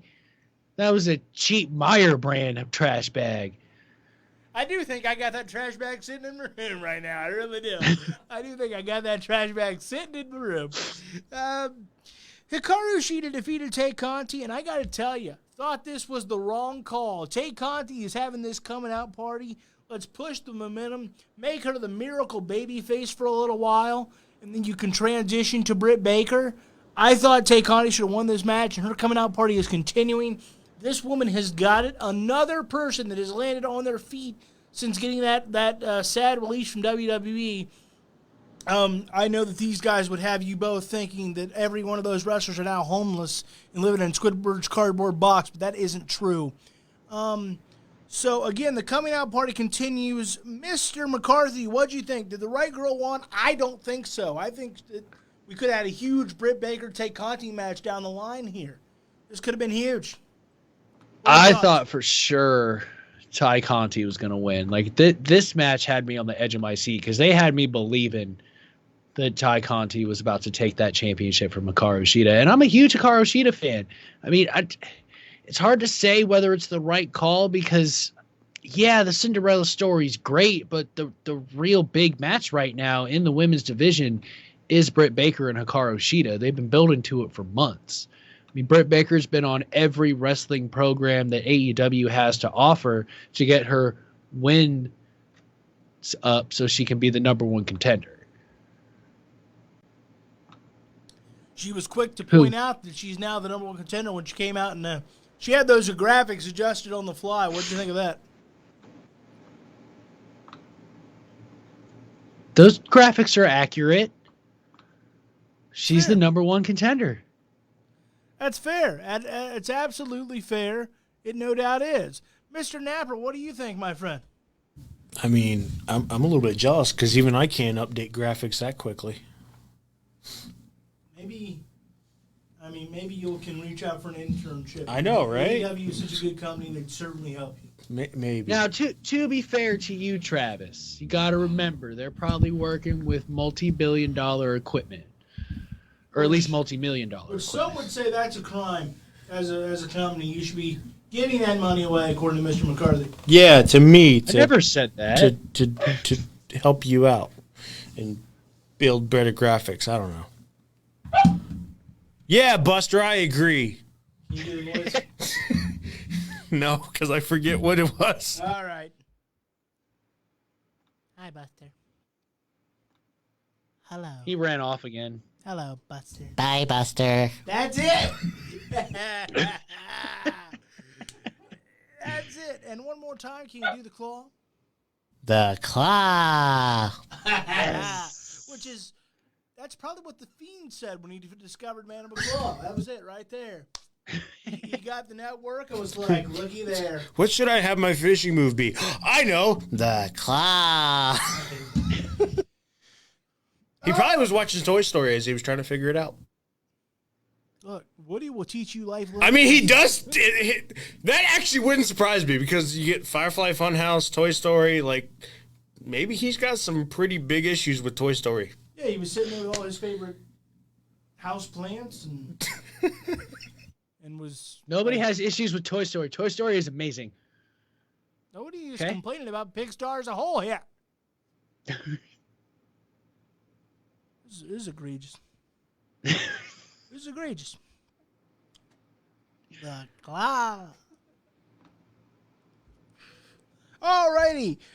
Look, I think Ty Conti should have won this match. I let my own self believe, and once again they let me down. Sounds like a company I know. Heyman Adam Page defeated Absolute Ricky Starks in the what was the kickoff match to Dynamite, I do believe. No, I'm wrong about that, aren't I? Yeah. No, that was a match. Pretty sure it was, right? Was that the opening I think match? so. Yeah, I'm pretty sure it was. I don't know. I was up late. I watched it this morning. I'm pretty sure. You watched it this morning. Nice. That's better than me. I watched it. Well, I watched it in the wee hours of this morning. Wee. Not my wee, but wee hours. In the wee hours. In the words of the classic blues tune, Chuck Berry. What'd you think of this match, Mr. McCarthy? Dude, this match was good. Like, it wasn't like break down the walls or whatever good, but it was good. It was hard fought. There was a scary spot there where I thought that Ricky Starks might have broken something. Because that German suplex was scary, man. Like, I thought he, like, legit got hurt. Like, I'm not sure what happened. Like, he under-rotated or Adam Page threw him a little too not as hard as he thought he was gonna. But, like, because he landed, like, partly on his feet and all the way on his head. So I wasn't really sure if it was supposed to be a counter and he just under-rotated or what happened. But the match was great, man. Like, once again, Ricky Starks proves that he's a freaking star. Absolutely, he is a freaking star. No doubt about that. I knew that back when he was in the NWA where he was known as the Stroke Daddy, Ricky Starks. What a difference a name makes. Yeah, I enjoyed this. I have nothing really against it. You're right, that was a bit of a scary spot. Still waiting on Hangman Page to have that big moment and get that AEW World Championship because he had that one opportunity, I don't know, 2 years ago. Mr. Napper, thoughts on this match? I thought it was a good start to the show. I agree with Jason. I thought it was pretty great. I don't know if it, like he said, I don't know if it was one of those, oh my gosh, can you believe this match kind of matches, but give both these guys credit. They had a great match. It was a nice little opening spot. I was as equally nervous with that spot and thought that, oh my, he broke something or something bad happened. Apologies. Apologies. Thankfully that wasn't the case.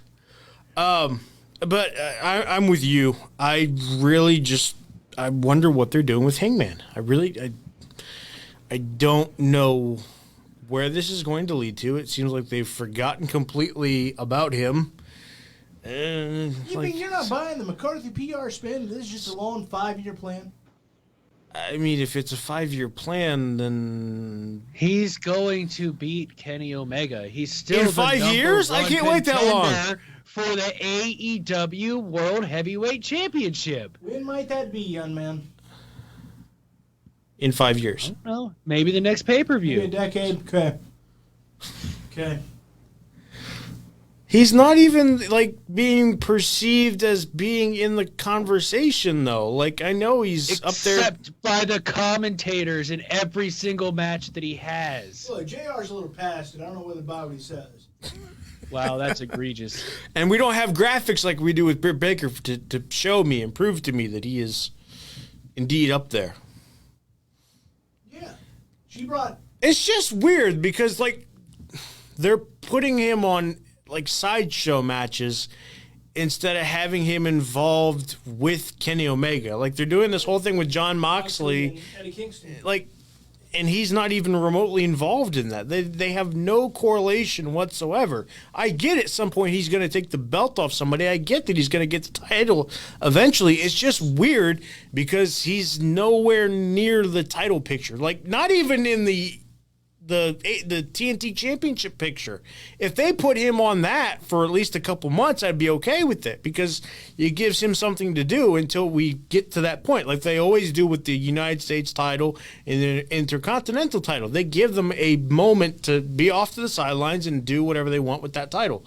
But they're putting him in just goofy matches, except for, I won't say this one was goofy, but they're putting him with the Dark Order and stuff like that. It's just like, if he's the next guy, they're not really treating him like he's the next guy to me. Essentially, Tony Khan is treating Hangman Page like Nickelback. Someday, somehow, gonna make it all right, but not right now. It's telling him to look at this photograph of Kenny Omega and say, this isn't you. This is not you, even though you got more charisma. Mr. McCarthy. Mr. McCarthy. What's up? Come on. Huh? We know you want to yell at us. Come on. Only a little bit. It's fine. It's all right. Then do it. Yeah. Bring it on. We got a show to do. We got to produce. How can you say that Kenny Omega has no charisma just because he doesn't cut the best promos in the world? Have you seen the man wrestle? Have you seen him wrestle? Does Lance Storm have This is egregious. Because he's just as good Hangman as Page and Kenny Omega have the same level of mic skills. Say that again, please. And they have different Say that again, please. styles I didn't hear of charisma. Hangman Page is no better than Kenny Omega on the microphone.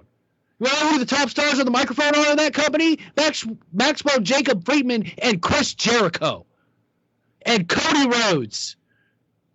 Jake Roberts. These are all still guys learning how to do this. Yeah, it's been 2 years, Jake Roberts. but they don't have the machine behind them to make them fail. We have a comment that Saying says that Ronnie Garvin is a Omega better world champion than has Kenny. no charisma is egregious. Oops. Who made that comment, young man? I just lowered my seat, so I have to look. Chris Vincent says that Ronnie Garvin is a better world champion than Kenny Omega. Rugged Ronnie Garvin hands it down, had the belt all in 2 months. Mr. McCarthy, I would like your direct response to Mr. Vincent on that. My direct response is going to be everyone that hates on Kenny Omega is just a WWE stan at this point because he's amazing in the ring. I don't understand the hatred for Kenny Omega. I don't understand it. And if everyone on this messenger and comments are going to say it's because he wrestled a broomstick and a blow-up doll, guess what? That was New Japan's idea, not his.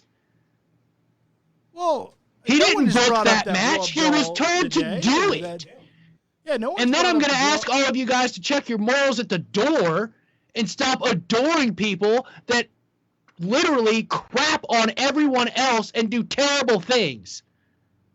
Well, I mean, no one's brought up the except you the blow up doll and the broomstick today. Because that's the only thing that people ever say. That's the only problem anybody ever has with Kenny Omega. He wrestled a broomstick and a blow-up doll 10 years ago. Oh, my God. He's destroying wrestling. I just don't think he's that entertaining. Oh, my God. Well, He's a good wrestler, but I don't think he's that entertaining. yeah, Napper said that's not his reason. Napper said it's not his reason. Because you've been desensitized by the WWE product. Well, I mean, Yeah. but is he that much better than AJ Styles? Nope. Never said he was better than AJ Styles. Right, I'm just asking. Like, He probably would. probably. If you're a wrestler and you don't think you're better than everybody else, what are you even doing? That's You fair. should think you're the Being- best because you need to portray that you think you're the best. I was going to try to name him the And wrestler, why but does I don't have everybody, one. like, every promo he cuts, everybody thinks it's his gospel and that's what he's really saying. AJ Styles can say the same thing and everybody go, oh, it's just a promo. Kayfabe's still alive. Because he just MJF looks like keeps that kind of kayfabe guy. alive all the time. Yeah, it just but does. then It's just more likable. It's like Riddle. It's like and Matt Riddle. Matt Kenny Riddle just looks Omega- like he's that kind of guy. Like, John that's Palace probably and what Kenny it. Omega say things. You guys take it as gospel, and that's who they really are when they're playing characters. But when Okay. MJF does it on Twitter and everywhere else he goes, oh, he's just keeping it kayfabe. Make up your mind. Shut up. hey, I criticized MJF when he gave that kid the finger. I thought that was too far. Yeah. But you still gave him credit for keeping it kayfabe, which is fine because that's great. He kept it kayfabe. Sure, But I you like didn't go, kayfabe. oh, this must be the type of person that he is, like everybody seems to do with Kenny Omega. Actually, I'm starting to think MJF might just be kind of crappy. If you're going to flip off a kid, you might be crappy. I mean, the thought was in his head, so maybe he isn't He was the like, nicest. Let me just get this guy the figure. Just saying. I like kayfabe. I miss it. I miss it dearly. Like, nobody takes anything Chris Jericho says as gospel. Sure, we like Chris Jericho. I mean, I do take it to gospel that he thinks he's the Ayatollah of rock and roll. Yeah. He is the Ayatollah of rock and roll. And So the see, demo it's guy. gospel. And still Le Champion. And he gave us lovely, lovely pegs of information, like a little bit of the bubbly. Like, I also believe And- it's gospel that he thinks he's a sex god. I mean, he probably does believe that. You should believe He it. probably does. Dynamite and everything you do in this life. And he does want people to please shut the hell up. Or they're going to He make was the writing down a list. list. And then she really was a bottom-feeding trash bag. One of Santa's favorite people. So let's move on here to Yes, please. Penta got a W over Trent. It's a question mark now. Trent. Trent? I don't know. How do you say that now? It's still Trent. Why is there a question mark? Because he's ridiculous. I mean, he's great in the ring, but I mean, come on. You can tell his personality. He'd fit in great on this show. Probably. He probably would. Like, if he wasn't working for AEW, he would have a whole lot of fun with us. Yep. We'd be best friends.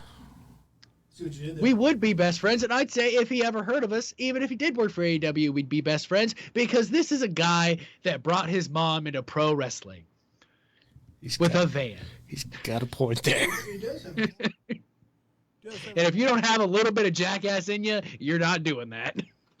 Well, look, I have a ton of jackass in me.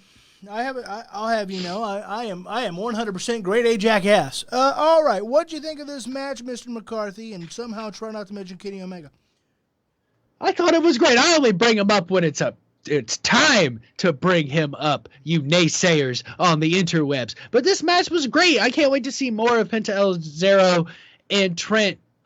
But I don't think the distraction was really needed. I think it took away from the matchup a little bit. Like, I like his heel manager. His name is not off the tip of my tongue right now. But I thought the match was good. And the only bigger things can come from this rivalry. But Death Triangle's going to need to get a lady to take on the resident alien, Chris Statlander. Just a couple of comments I want to get to. Chris Vincent said that Kenny Omega's boring. Kenny Omega was a better babyface in AEW than he is a heel. He also says he hates WWE. Dwayne says Austin Aries would beat the brakes off Kenny Omega. I'd like to see that. I sure would like to see that. That'd be a great match. Yeah, it would. Christopher Brown says Omega equals a wannabe Austin Aries when it comes to belt collecting. Any response to that Omega love? The first belt collector was Lance fricking Storm, who held 3 titles in WCW. So can we stop acting like this was original idea when Austin Aries did it? Well, we just like Austin Aries a little bit. Do we? No. Like, Lance Storm did this 20 years ago. I was going to say, Like, I don't this is think a anybody new does thing. at this point. Yeah, he's not like he's a horrible guy, but he's just kind of a jerk. Prick? Yeah. Yeah. Long live Rugged Ronnie Garvin, yes. Okay, the Inner Circle appeared. Chris Jericho with his boys back in black. He hit the sack, and then he let you know he was glad to be back. So, Mr. McCarthy, I've let you talk enough. Mr. Napper, what'd you think of the Inner Circle's promo, getting us all hyped for blood and guts? Did exactly what it needed to. I was very, I'm not shocked. Obviously, Chris Jericho is very good on the mic. We've all established that. Yes. He's Chris Jericho. He's Jason's second favorite wrestler. No, he's the first favorite wrestler. I just feel I have to defend Kenny Omega from all you haters, the way I used to have to defend Chris Jericho 15 years ago. Why? What's he got on you? No, he is the greatest wrestler of all time. That's what he's got on me, sir. Did you forget to put some of that stuff on OnlyFans and he got a hold of it? OnlyFans wasn't a thing when I was defending Chris Jericho, sir. I'm talking about Kenny Omega, though. That was 70 years ago. I would neither confirm nor deny that assumption, sir. I love you guys.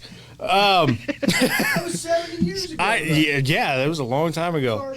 Long time ago. No, but this promo did exactly what it was supposed to do. It got me excited. I was already excited for Blood and Guts. I think anybody should be. I think it's going to be a great match. I'm looking forward to seeing how they adapt the concept to their own, company and everything like that.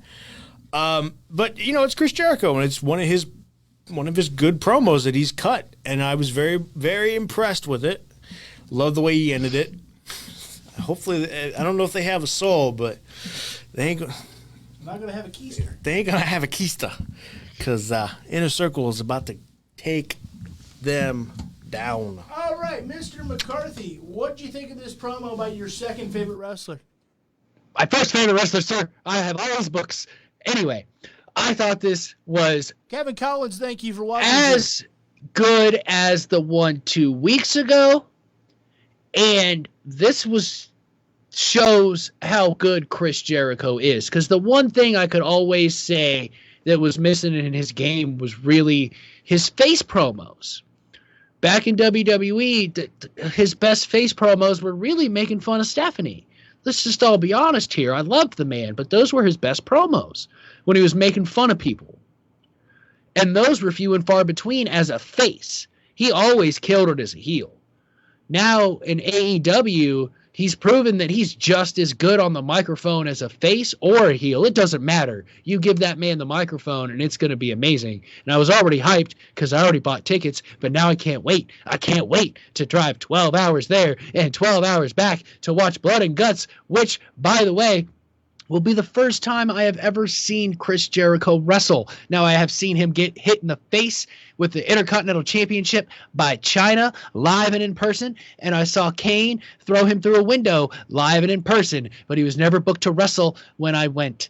So that has me even more hyped about Blood and Guts and the blood of the guts. I know you're excited to see what match they put Kenny Omega in.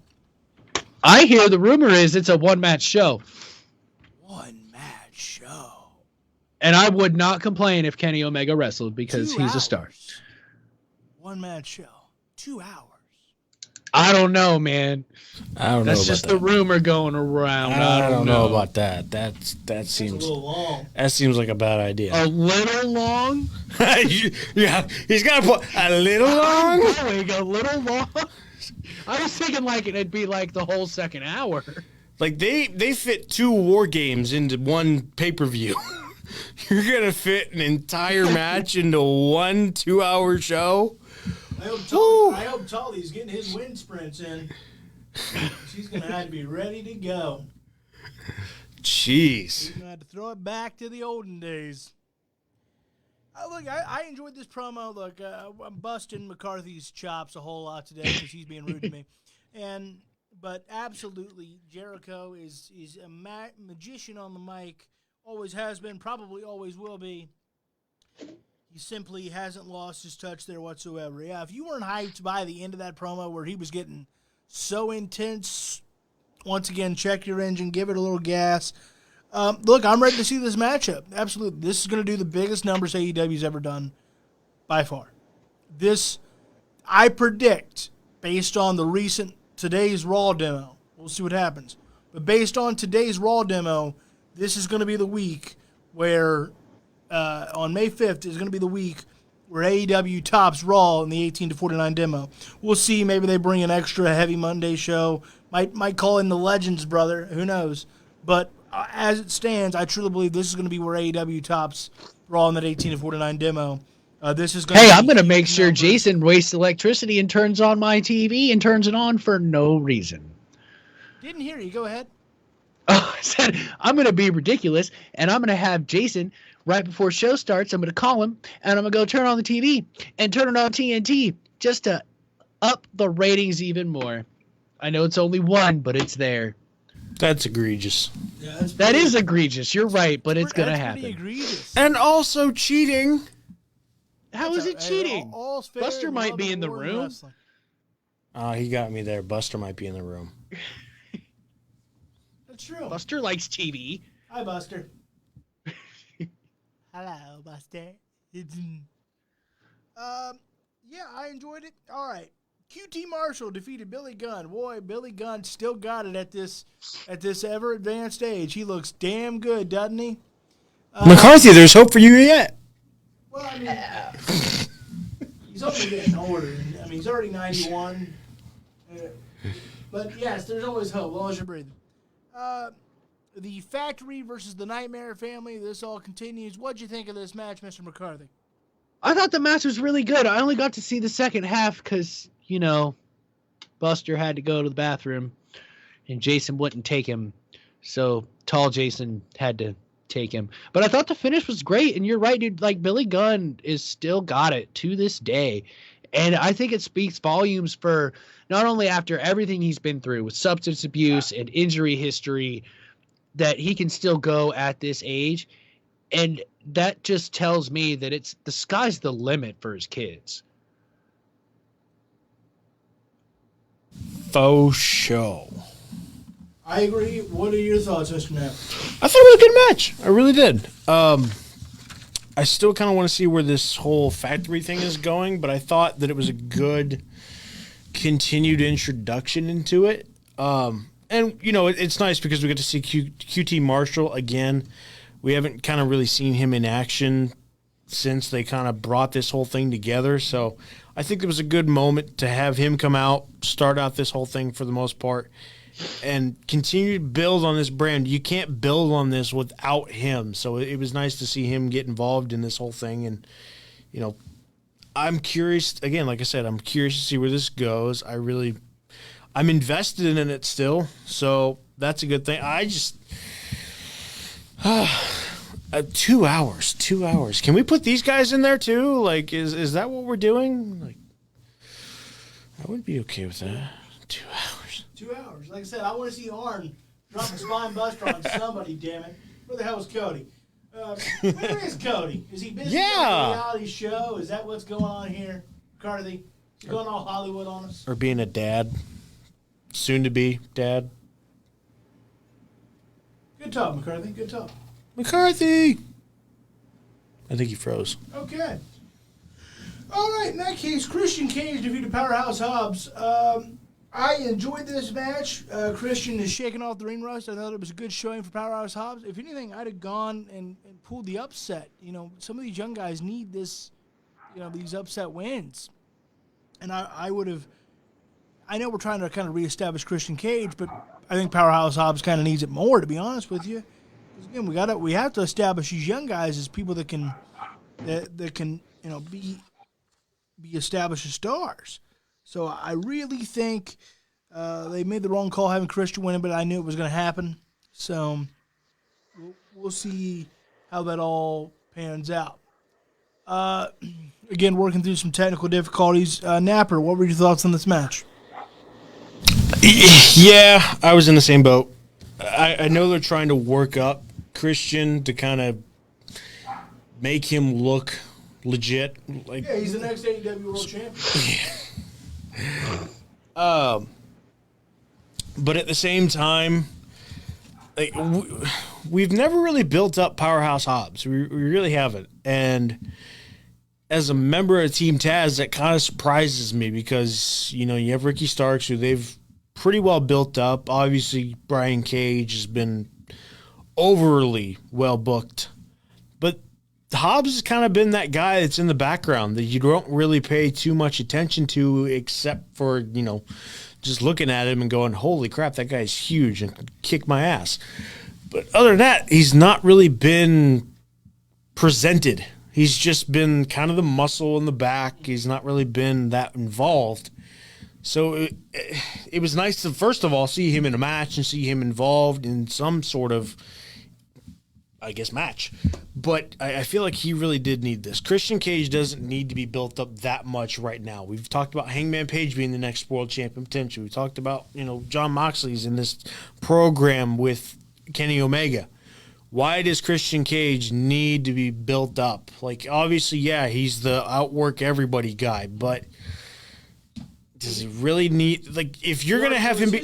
We already know his history. Yeah, if you're going to have him outwork everybody, start small. This was not starting small to me. This was, let's jump to the head of the line, even though I know we haven't booked Powerhouse Hobbs that much, but you, in storyline, had him beat by Christian Cage. Yeah, I don't quite. It was the obvious decision, but again, these young guys need some.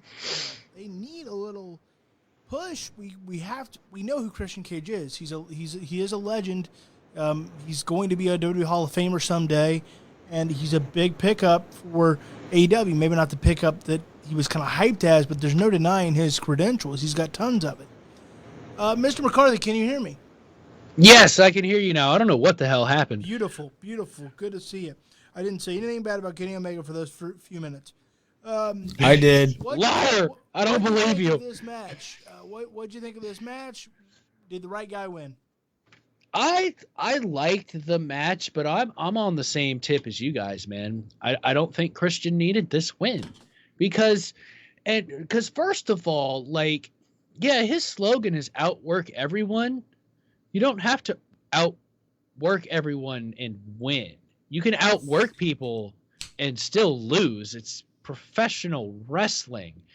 Like, I think this would have done so much more for Powerhouse Hobbs. Now, was he happy to do it? Of course he was. He's a true professional. Will Hobbs will go out there and do whatever they ask him to. But it doesn't change the fact that Christian should have lost this match. He should have taken something devastating from Will Hobbs and taken the L. Doesn't mean he needs to go on a losing streak, but it's a nice little rub for Will Hobbs because the question is now, where does Will Hobbs go? Yep. Who's going to put him? Who's going to put him over? Might be the only thing like we at least on all day. Brian Cage is like there already. Like, we don't agree with some of the losses he's taken, but no one ever forgets the Swolverine Brian Cage. But now, like Travis said, Will Hobbs goes back into the background of Team Taz. It's like the casual fan probably knows more about Hook than Will Hobbs right now. And that's egregious. Yeah. And you consider the fact that again, there's a pedigree there that you already have. It's not there with Hobbs. Again, we know Christian Cage. We know what he can do. We know who he is. It doesn't take that much to legitimize him when you have his history in not only in WWE but TNA/Impact as well. There's a lot there to work with. And I know, like, whenever he first came to the company, we had that discussion, like, is he really that big of a get? Is he really that big of a surprise and stuff like that? Because, they touted this up like it was some huge signing and stuff like that, and we kind of poo-pooed on it a little bit, or at least you and I did, just a little bit, just because, McCarthy came with notes. Yeah, it was Christian and stuff like that, but that was never to take away from his ability in the ring. I will never take away from Christian's ability in the ring. So, like, that's where we kind of have to draw the line, is why we know how good he is in the ring, clearly. Obviously, the outwork everyone gimmick is, or not gimmick, but the slogan is true. He outworks everybody. Like McCarthy said, though, you look back at Undertaker versus Triple H the first one at WrestleMania, the first time. 17 or 27? I think 27. I would argue that Triple H outworked Undertaker. Who won the match, though? Undertaker. But in this case, it really can be both. It can be the flip side. Actually, no, that was right. That was the point I was trying to go with.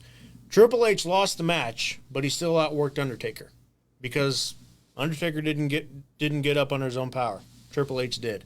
You can tell that same kind of story here. Now, I'm not saying go to that lengths, but you can tell that same kind of story here where Christian gives him everything he has to try to beat him, but Hobbs goes over. Yeah, I don't know why they didn't, but we'll see what the future holds for Billy Christian and Hobbs. All right, let's hit some NXT high spots. All right, Kyle O'Reilly defeated Cameron Grimes. Mr. Napper, what'd you think of this match? This match was awesome. I was very both pleased and shocked. I was going to say impressed. I was both, but I was shocked because I haven't really seen these two together before, at least that I can really remember. And if that's the case, and they have not had that many matches together, and I do not believe that they have incredible chemistry together, and I was very impressed with this match, and I want to see what they can do with it, because I think Cameron Grimes deserves to be put back into the spotlight. I'm not saying he should be a world champion contender, any of that sort of stuff. I really don't think he's going to go anywhere with the North American title, because I think they're kind of sold on Gargano and Dexter Lumis right now. But it is nice that he's at least getting some moment back on the show, getting some matches under his belt. He didn't it's kind of the same thing. Did he outwork Kyle O'Reilly? Nah, not really, but it was just a good moment to get him back on TV. It is kind of weird for me, though, that they put him against Kyle O'Reilly, who just came off probably the best match of his career. It does kind of feel cheap that they kind of pushed him to that side and made him the cannon fodder for Kyle O'Reilly, but at the same time, it didn't matter because they put on a great show, and Cameron Grimes, even though he lost, got himself over. We just found the word of the day in that explanation, cannon fodder. That's pretty big league right there. Mr. McCarthy, did you get a chance to watch it in NXT or no? Yeah, I watched some of it. I saw this one. Did you see this main event? Yeah, I thought this match was great. It shows that Cameron Grimes can really hang with almost anybody at this point, and I don't think any of us could have said that 6 months ago. He has grown leaps and bounds from where he was 6-8 months to a year ago. Yeah, really to the moon. To the moon! Why is that so catchy? I don't know. It's just the way he says it. To the moon!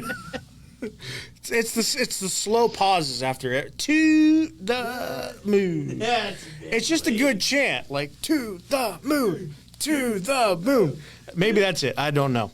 Yeah, I could see it. You didn't see this though, right? Right. You missed a really funny backstage promo with him. He's trying to buy what's an NFT? I have no idea. I have no idea either.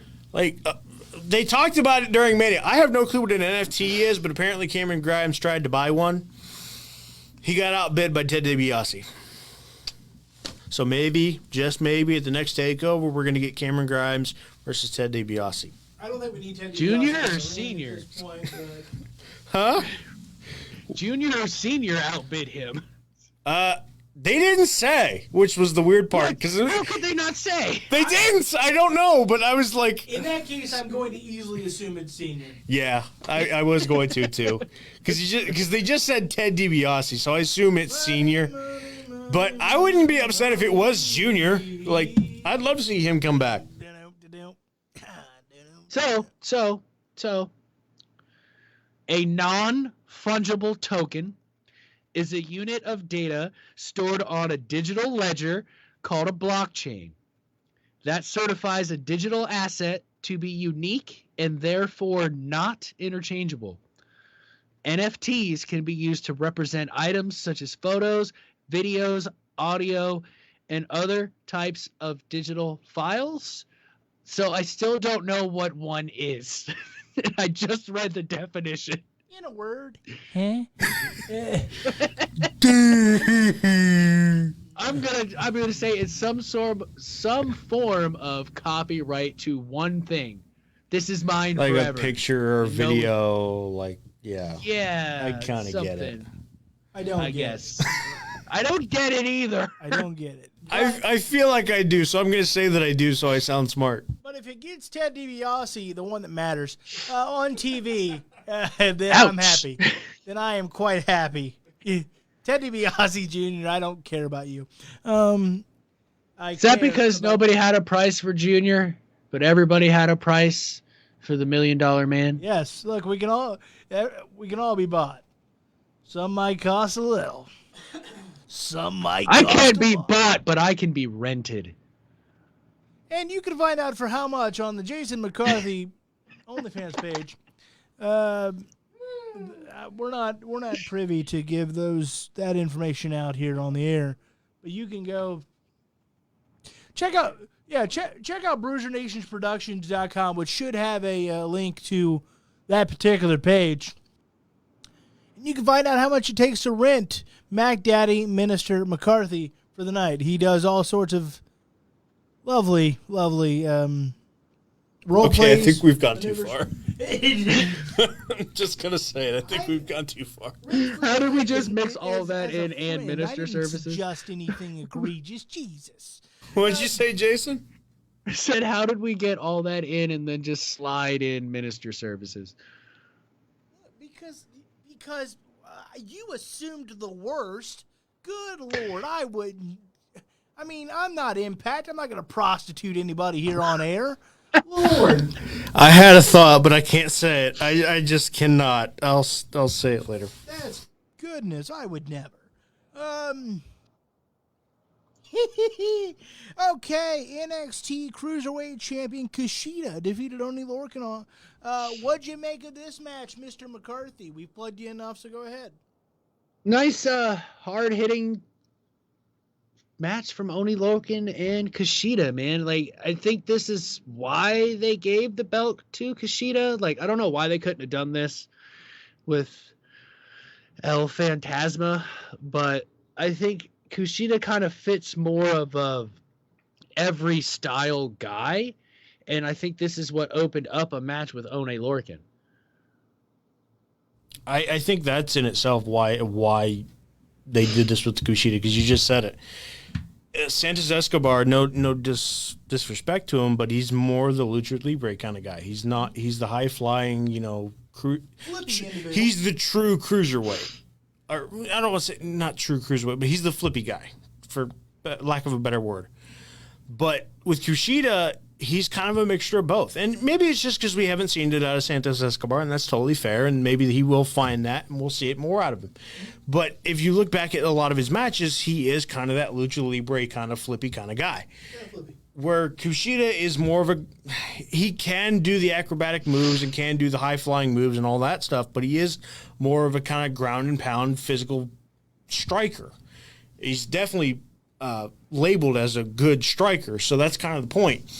Maybe they just felt like he's the kind of guy that can get more of a well-rounded match out of everybody. And it's totally fair, because I think Kushida is that kind of guy. I still don't necessarily like the way they went about this, but I will say I agree with Jason that I do think this match was pretty great. I'm excited to see more of it. It looks like this is going to probably be – everyone's doing open challenges again. What the heck? And we'll get to another open challenge here in just a minute. But before we close, we got to finish off NXT. How do you say that damn name, late on me? I didn't get a chance to watch this episode, as you know. I think it's Sarai. Sarai. All right. Is it Sarai or Sarai? I don't know. I think it's Sarai. Sarai. It might be Sarai. Defeated Zoe Stark. What'd you think of this matchup, my good friend? Continues to prove to me why NXT has probably one of the better women's divisions in not only WWE but in wrestling, because they continue to add incredible talent onto their roster and have incredible matches. And give Zoe Stark all the credit in the world. She hasn't been there, probably 3 months, and she's become one of the top stars in the division already, and they're giving her matches like this. And, I'm sure she was extremely ecstatic to get this match, because of all the people they can put against Sarai, and they choose her, who just got there, to have a high-profile match against a new up-and-comer. Both of them did very, very well. They got each other over, which is the main point in all of this. They hammered home the debut of Sarai, and I enjoyed it. I enjoyed it immensely. Look, I didn't get a chance to get an eye on this, but I was looking forward to her debut, and I look forward to catching this match. Mr. McCarthy, did you get a chance to check this one out? Yeah, I 100% agree with Travis. This is a great introduction to Saray. Zoe Stark grows each and every time she's on the television, and I gotta agree with his statement that NXT very well may have the best women's division in wrestling. And I think a big part of that is William Regal, because he scouts a lot of the talent. And we all know the eye for talent that William Regal has. Yeah. You can't be that good and not know talent when you see it. That's why I think it's gonna be real bittersweet when Daniel Bryan does retire. But he's gonna be a William Regal type behind the scenes. He's gonna be doing scouting. He's gonna help coach people. He's that kind of a wrestler. And that means, McCarthy, and I think we can all agree on this, that the future is very, very bright. We got a lot to look forward to over the next coming years. I know things seem a little bleak at the moment, but there's a lot of great talent coming up. He's retiring for realsies this time? I mean, when he does eventually. Nobody's retiring for realsies. Nobody in wrestling retires for realsies. I just had to make the joke. Okay. Thank you, Terry Funk, for starting all this. All right, we want to take a second. We want to plug Heel Turn Wrestling. We want to tell you about it. You want to make sure, check out Heel Turn Wrestling right here on Facebook Live. Give them a like, give them a share. Check out Billy Alexander hosting the Franchise Takes 5 podcast each and every week. You want to make sure. Check out Alcoholic Adam. That sounds like my kind of guy. And, of course, check out Big Stevie C hosting Heel and Face podcast each and every Sunday. You want to check it all out. Give us a like. Give us a share. Plenty of great content. And you know, look, I think we're pretty damn good, but there's some great content on this channel. And, yes, always check us out 5 to 8 each and every Tuesday, where we push thy limits as far as they can go to the moon. We like to do it. We like to do it. Check out Heel Turn Wrestling's Pro Wrestling Tee Store. Again, you can get merch from Heel and Face Podcast, Billy Alexander, and Alcoholic Adam as well. And I'm sure at some point or another, we will have a design on there. The more you buy, the more we can upload. Help us. Join us. Join the dark side. Oh. All righty. I was muted. I didn't get to do it. Oh, well. Try it again. Join the dark side. That was good. That was really good. Alrighty, now it's time to put one in. It's time to put a catheter in, boys, because it's time to talk Monday Night Raw. How was that? That was pretty good. I can't wait to make a graphic for that. Just to have the word catheter show run across the screen. Yep. Monday Night Raw, pal. What'd you think of that, Mr. McCarthy? Was that a solid Vince or? Yeah, that was a pretty good Vince, buddy. Yeah, appreciate it, pal. All right, let's talk about it. Braun Strowman defeated Drew McIntyre, which means he's now going to be at WrestleMania Backlash. The WWE Championship match is now a triple threat. That's right, a trios match, as they call it in those sophisticated companies. And it's going to be for the WWE Championship, Braun Strowman versus Drew McIntyre versus Bobby Lashley. Mr. Napper, I'm going to start with you on this one. What do you think? Is Braun Strowman added as now a triple threat the right call? Lay it on me. Yeah, it is, unfortunately. Yeah, that had enthusiasm behind it. Well, it's a good move because I know what they want to do, but it sucks because it's just going to continue the long litany of times they have completely screwed Braun over. Well, wait a minute, we don't know what they're going to do. Because Vince doesn't know what he's going to do. Gee, I wonder why we included Daniel Bryan into the triple threat at WrestleMania. Well, he didn't take. Well, to be fair, Roman beat them both. That is true. That is true. But so leading up, no, apologize. You were wrong. I apologize, but I guarantee this is what's going to happen this time. You can't guarantee it when he doesn't even know yet. You think Vince knows? I have multiple personality syndrome too. I know exactly what's going to happen. We'll see, pal. I don't know. know. Can you not tell by all the voices in my head? Could you say Grizzly? Do they talk to you? Do you understand? What'd you say, Jason? I said, do they talk to you? Do you understand? Sometimes. Yeah, man, they talk to me. Except when Macho Man starts talking. I don't. There's a You couple times never where know what he's saying. No, I don't. Could you give me a Grizzly Gun veteran soon to be recognized real quick? Yeah, because they had a match, and they are the grizzled young veterans, soon to be recognized as NXT's next tag team champions. I'd like that part better. The first part's but I like this soon to be recognized. Yeah, you got that part down. I can't wait until they are recognized, damn it. Recognized? All right, we just threw it back to the 90s. That was a long time ago, McCarthy. I know you came up in the 40s, but... all right. Mr. McCarthy, what do you think? It's now a triple threat match at WrestleMania Backlash. Napper seems like he knows the answer when I don't think the guy that runs the company owns the answer. No, not Satan, just his particular henchman, Vince McMahon. What do you think, Mr. McCarthy?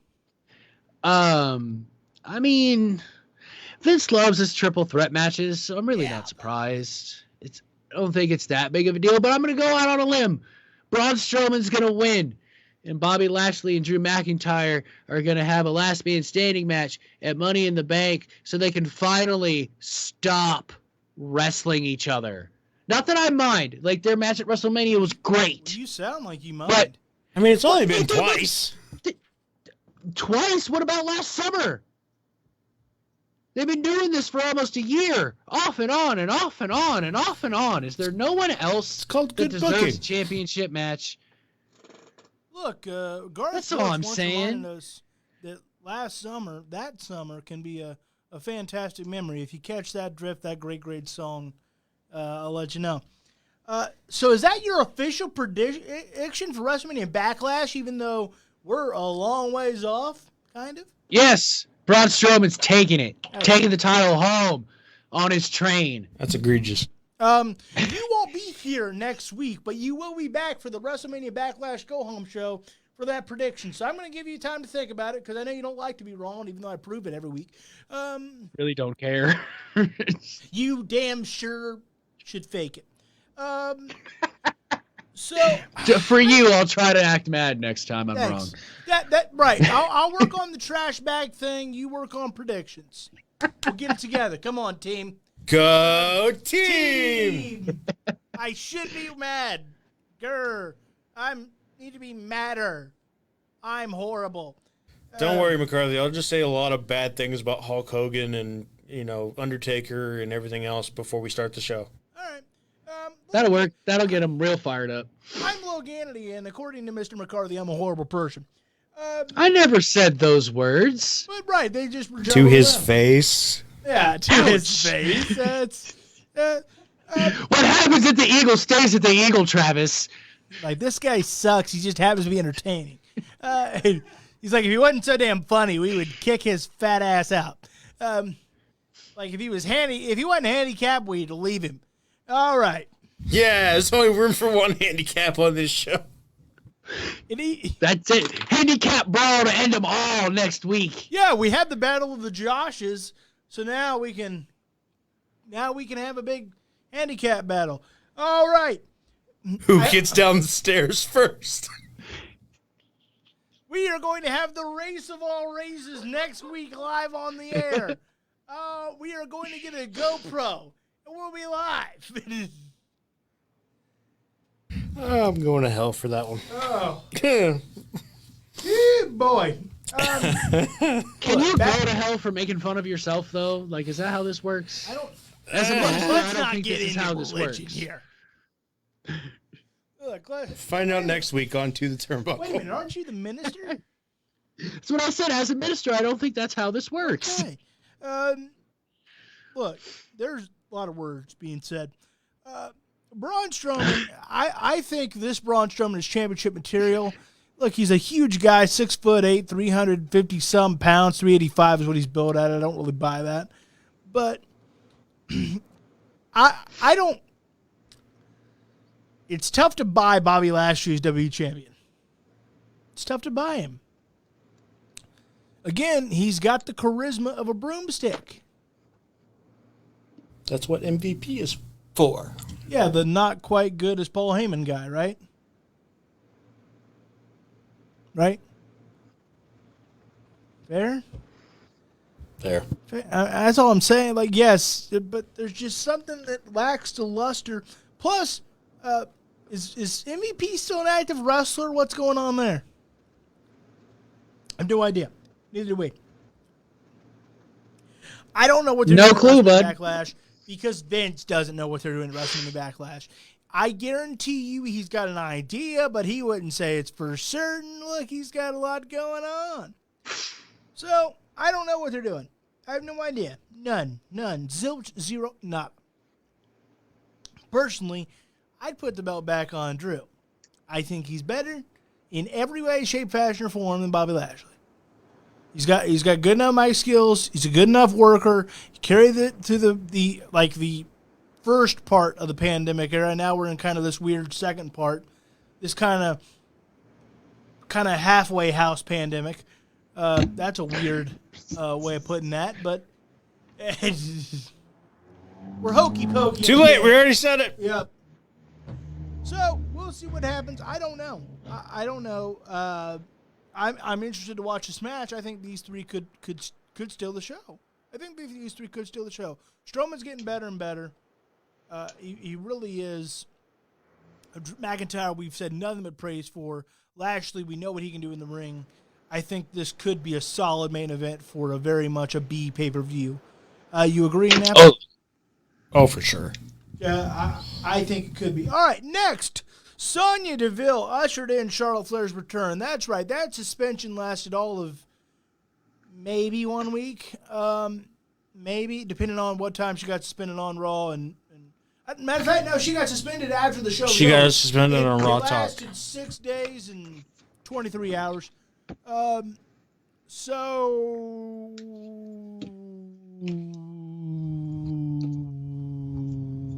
what do we book it for then? This is what I'm talking about. There is no plan. There is no way they were like, all right, pal, you know what we'll do? We'll suspend Charlotte, even though we just brought her back, pal. And then we'll bring her back the next week again, pal. And then this time, though, because Adam Pearce, the stroke daddy, that's his assistant on SmackDown is what Sonya is. Where did she have the power vested in her to do it on Raw? Did McMahon give her the go-ahead? Where did she get the clearance to even be there? We're in the middle of a pandemic. Mr. McCarthy, did you see this? I can't hear you, buddy. Maybe she's vaccinated. Well, good. So am I. Does that mean I can walk in? I mean, probably. Cool. Great. I'm driving to Florida, for God's sake, Right, so sure. Then I'm hopping in your car. You drop me off at South Florida University there, and I'll be at the Thunderdome eating nachos and hot dogs. I'm not going that far. Sorry. I'm going to Jacksonville. You can't make a pit stop? Good Lord. South Florida is not a pit stop from Jacksonville. Look, Jacksonville's I don't know up here. maps. South Florida's over here. All right, no one told me that geography would be a part of this show. Me either. All right, Napper, what'd you think of this? Are you as perplexed as I am? Yeah, I am. I very much am. On one hand, I love it. On the other hand, I'm very confused. Like, I'm okay with the whole Sonya Deville evil, whatever her title is at this point, because I keep forgetting because they have so many. It seems like every single year they I thought come she's up. like a special assistant to Adam Pearce. I thought so too, but apparently she's an executive. That's the word I was trying to think of, but I couldn't think of it. I'm okay with her being like the evil executive or the heelish executive to Adam Pearce. Cool, that's fine. But like you said, where in the blue blazes did she get the power? Granted, we all have the power of positivity, but where is she getting this kind of power? Like, this is ridiculous. It was me all along, Pierce. She probably would say that. She would.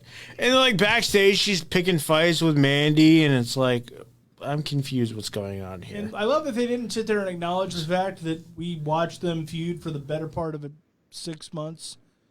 Like, we know your history. Why are we not playing into that? Oh, you're the authority figure, and I happen to be this good-looking blonde that we have no history. We have never wrestled before. We didn't do that. Well, they did kind of touch on it a little bit with the backstage segment, but even then it was like, okay.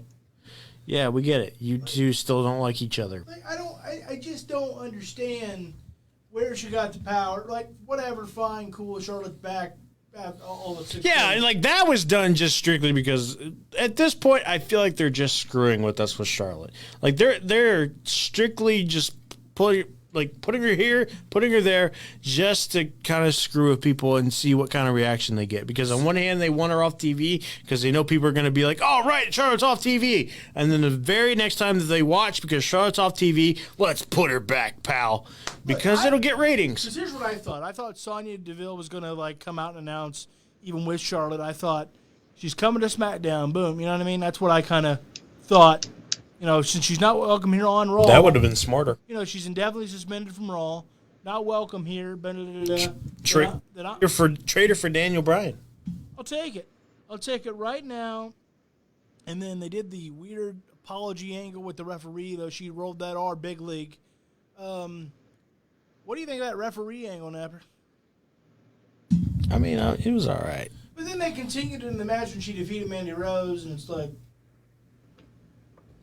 He said he was sorry. Jeez, leave it alone. No, look, give me the Flair I want, or else. Just yeah, but that's the thing that I'm confused about. Like, on one hand, it's Flair. Like, she's kind of the old Flair. She's kind of this new Flair. Like, I can't tell what Flair she is anymore. Let's just call the old Flair, I mean the actual old Flair, and we can have more fun with this. Yeah, have her yell at him for like 6 more months. No, let him yell at her one damn time. He will in 6 months, whenever she's yelled at him like 20 times for all the things she's done to him. When you're mucking up... Or he's done to her. When you're mucking up Charlotte Flair, you're mucking up everything. Like, she's Charlotte Flair. This should not be this convoluted. It doesn't have to be. What are we doing? McCarthy, make it make sense. Yeah, McCarthy, what's going on with Charlotte Flair? They're doing the reverse Vince and Stone Cold Steve Austin storyline. Sonya Deville's not a heel. She's going to be a face. And this is all a ploy. That's gonna because suck. she truly hates Charlotte Flair. I don't know. That's the best I got, man. I don't know. It's weird. Let's talk about something that was kind of enjoyable. Randy Orton and Riddle. Team RK, bro. Look, I got to admit, fellas, he got me. He got me. I am so happy with, like, can we do this for a while? Nice little buddy action with, it's a nice change of pace for Randy Orton. It reminds me of the Stone Cold Kurt Angle, deal where Kurt Angle was just glad to be around Stone Cold, and Stone Cold was not interested. Let's just do this for a while. We never see Randy Orton not take himself so seriously. What do you think of RK Bro, Mr. McCarthy? Dude, they got me hook, line, and sinker. Yeah, it's great. Like, I'm not even gonna, like, try to pretend I'm not hooked. Like, I want to see RK Bro, like, win the tag titles, like, all that stuff. I don't care what happens later. But, like, I think it's going to be good for both of them. Like you said, it'll give Randy a chance to show his, like, not always so serious, I'm going to punt your head off style. And then maybe the thing that bothers us the most about Riddle will stop happening all the time because we all think he's too much of a goofball. And I think it's good on their part to kind of Randy to call that crap out. Like, that makes for good TV. And this isn't like... It's a thrown together tag team, but it doesn't feel that way because their chemistry together is ridiculous. I think this is just great. Mr. Napper, what are your thoughts? Well, first off, it's not a thrown together tag team because they're coming together. Like they agreed to be a tag team. A lot of the tag teams we've seen recently, are just out there. Yeah, like they just put them together and it's like, let's do this and see if this works. Speaking of tag teams, anyone seen the milk cartons this week? I think AJ Styles and Omos got to be on them. They won the titles and Haven't seen them for. I praise AJ Styles quite heavily. I think he's the best wrestler in the world. We got nothing. Nothing. Won the titles and take a vacation, pal. I think they're too embarrassed because I think Nicholas took the tag titles off them when they weren't looking. Do we get RK Bro versus AJ and Omos? Oh, God, I hope so. I hope so. That would be sweet. I hope so. No, I enjoy it. I have to agree with the guys. They got me hook, line, and sinker. I love this. And this truly does prove that Randy Orton fully is invested in helping out the talent. Like, anybody that thought he was pompous and, all that. No, Randy Orton, he enjoys this. And this is the Randy Orton I enjoy seeing. And, it's so cool to watch him evolve as not only like a wrestler, but as a person. This is just going to be so much fun. I really do feel like this is – you couldn't ask probably – I say that, but there probably is a better example. Like, you couldn't ask for a better guy to fit this role than Randy Orton because it's just going to – like you said, they have great chemistry, and it's going to fit so well together. As long as they don't get merch that's, like what Riddle said, the snakeskin Speedos. I'd buy one. Okay. I'd buy one. Okay. You'll see me in a snakeskin Speedo so damn fast on this show. You think I'm kidding? Do they get matching scooters? Please let them have matching scooters. Like I said, They I should want get merch. matching hoverboards. My hope, Why hoverboards? Because those are the new thing. And it would show that Randy thinks of him as a friend because Randy's got more money than Matt Riddle because, scooters, bro. It's Randy frickin' Orton. He's been around for 20 years. What do you got? So he should have more money. Hey, but Riddle could have a lot more money. I hear he's trying to really strike a deal with RVD to have, be business partners and everything. Yeah, absolutely. With them rolling papers. Yeah, great papers and all that. Look, I just hope my only hope is they don't blow this up too fast. Don't do Y2 AJ. Don't blow this up in 3 weeks. Let this go a little while. Obviously, we know where it's going to end, but let this go a pay-per-view or two. Let's make some merch, see if it gets hot. And if it gets hot, keep it even longer. You can really slow burn this if it gets hot. And you really don't need Randy to do anything else. Yeah, this is perfect for him. Especially because, we all kind of felt like that Fiend match fell short. This is a good time to really put him back into a spot where he can really help somebody because it didn't pan out so well with the Fiend thing. This works. It's entertaining. It's fun. And that in itself shows you just how much Randy Orton is like Teflon because a couple of weeks ago we're complaining about the Fiend match. Here he is with Riddle, and it's entertaining as hell. And it gets again a nice change of pace, and he can always get back to the WWE Championship picture in the second half of the year. Let's take some time and reset Randy Orton and have kind of this fun. Again, it reminds me of Angle and Austin when they started doing those silly cowboy hats and Kumbaya. Let's just look at it from a different angle and have some fun for a while. I hope that happens. All right, speaking of the Fiend, kinda. Alexa Bliss explains Lily is getting restless in Alexa's playground. This is another. By the way, this is creepy as hell. I want everybody to know that. I didn't even know what she said because I could not. The whole time I watched that entire segment, I was like, something's gonna happen. Something's gonna happen. Something's gonna happen. I've watched these videos way too many times to know that something's gonna pop out. Something's gonna try to scare me. Yeah. And I'm not for that. No. But let me ask you, Mr. McCarthy. So we've seen some theories, especially from our good buddy John Sternicker, that this still ties into the Fiend. What do you think? Is Alexa now separate from Bray? Where is Bray? What's going on there? And then what do you think of these Alexa Playground and Lily segments? Can you hear me, young man? I think they're split, man. I think that ship has sailed, and they're going to be their own kind of thing off doing their own stuff whenever the Fiend decides to come back. Well, again, we see this conundrum of we saw Bray the night after Mania do a 5-1 house fresh start. Haven't seen him since. Napper, what are your thoughts on what's going on with Alexa Bliss and Lily, and what's going on with Bray Wyatt, if anything? I do think it's separate, but at the same time, I feel like they're building to something with them together.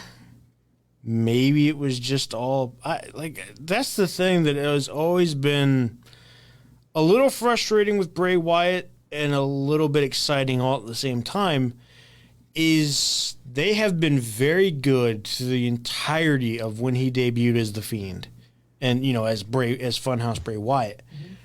You have no clue what's going on. Like none. Literally not literally.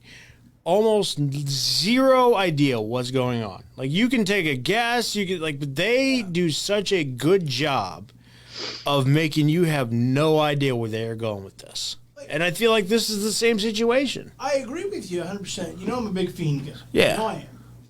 But everyone compares him to The Undertaker, and I know that's kind of what they're trying to build, the next, mythical character that we can rely on. The problem I look at is at this point in Taker's career, he wasn't anywhere near taking this many sabbaticals in such short order, because we just got the Fiend back after a long sabbatical from TLC until Fastlane. And now, seemingly, we'll see what the future Raws bring, but seemingly, here we are again, another sabbatical till when? He's a full-time character, but he's Brock Lesnar part-time. It's so perplexing, and yes, it makes, to some extent, it does a job because I want to see him. Fair. I get that. But, do you know what I mean? Like The Undertaker wasn't built this way. The mythical aura wasn't built this way. Brock Lesnar did 2 years full-time before he started hating people. It just, to me, I wonder, when do we stop getting these stops and starts with Bray? Because we have him, then we don't have him. And, I don't know if anyone's seen the Raw ratings, but they're not fantastic. Are they horrible? No. But they're nowhere near what they once were back in the heyday. Nothing is. That we have to acknowledge that too. Nothing is that big anymore because there's so much to watch in a different time and streaming. But I don't understand why this star character, this big deal, this guy that could be the next big legend we talk about in the same echelon of a Kane or an Undertaker or a Mankind, always has these stops and starts. Yes, you're right. It does create interest, and we kind of go, what the hell? But you know what I mean? You understand my complaints? Do you agree with them? Do you think I'm full of shiitake mushrooms? Or no, I agree with your sentiment. I do wonder where they're going with this. I do think you're going to see... I don't think he's taking that long of a sabbatical. I really don't. I think at some point you're either going to see him just straight up come back and find a next target or whatever, or we have this conversation in chat, is Alexa Bliss going towards something? Is she going towards Charlotte? Is she going towards Rhea? She put out the threat to the women's division. Does he start showing up in the middle of that, trying to, lose her matches and stuff like that? There's so much to unpack with this. I think that's the problem, is we never know where to start to unpack it. Well, I'll tell you where they ought to both head before we move on. They ought to both head towards the wrestling ring because wrestlers should wrestle. That's where that should happen. Am I right, McCarthy?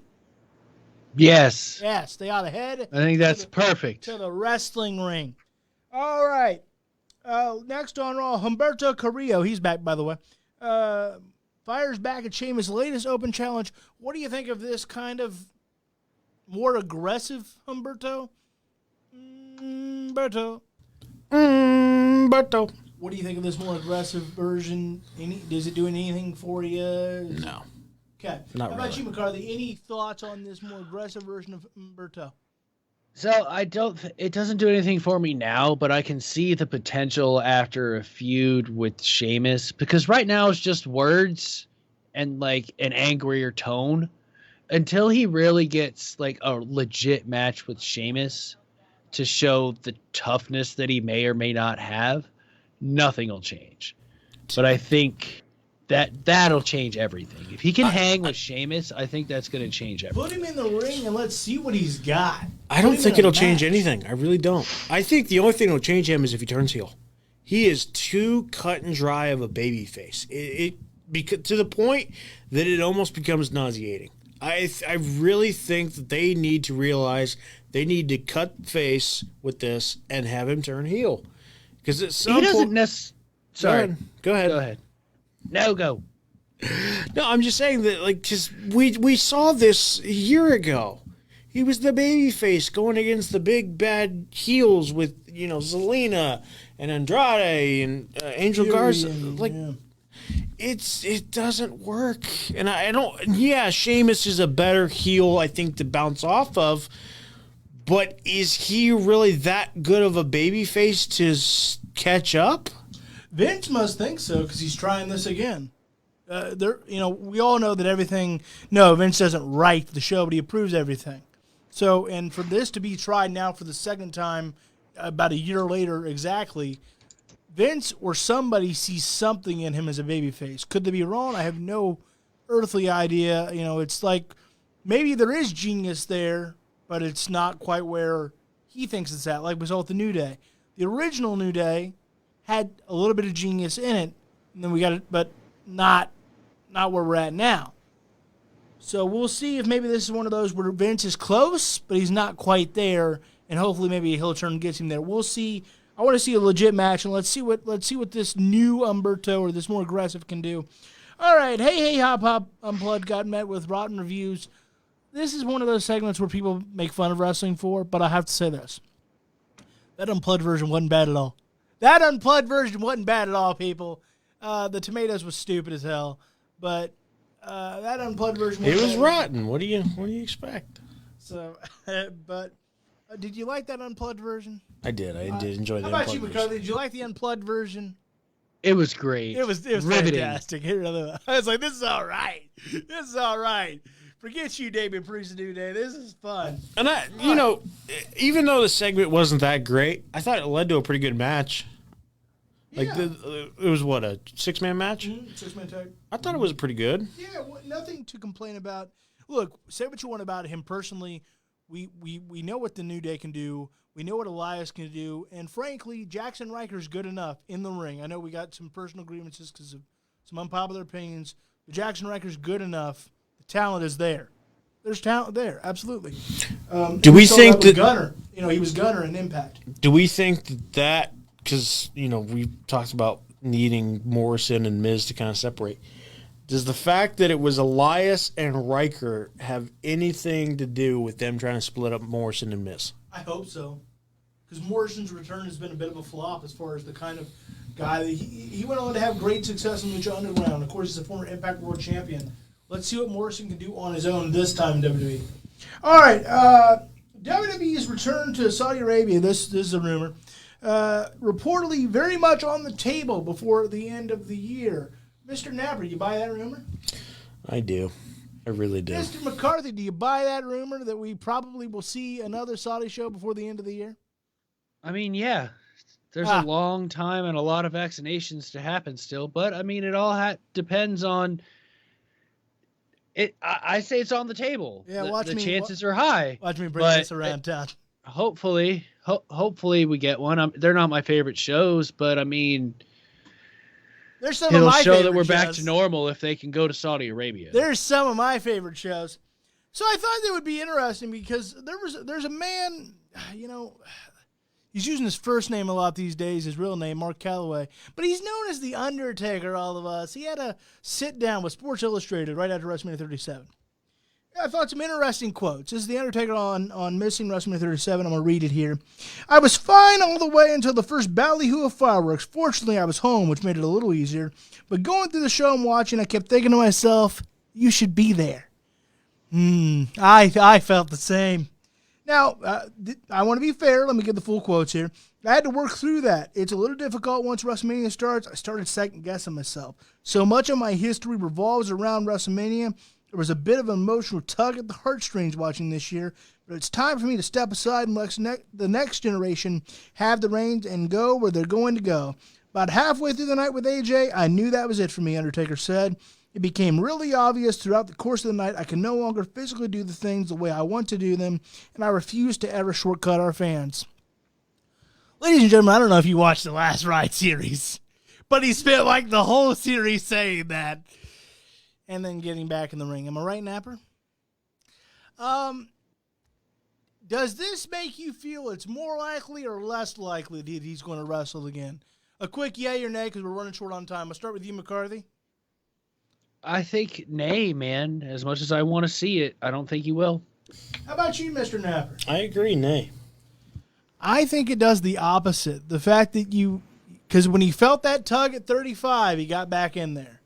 You know, they let him off the card, and it was kind of thought, all right, I'll just kind of quietly step aside. We'll see if I get back in the ring.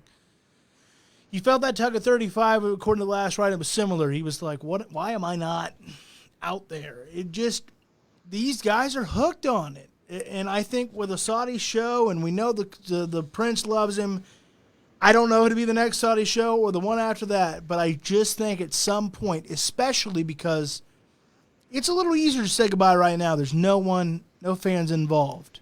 But when we get back to a normal world, say Dallas, Texas next year, that buzz starts to get, that itch starts to get there, and you know He'll be in Dallas. I do believe that. I just, when you're still having this much trouble with it, where you know you're washed, you are washed physically, you are beat, and you sit there and you go, I ought to be there.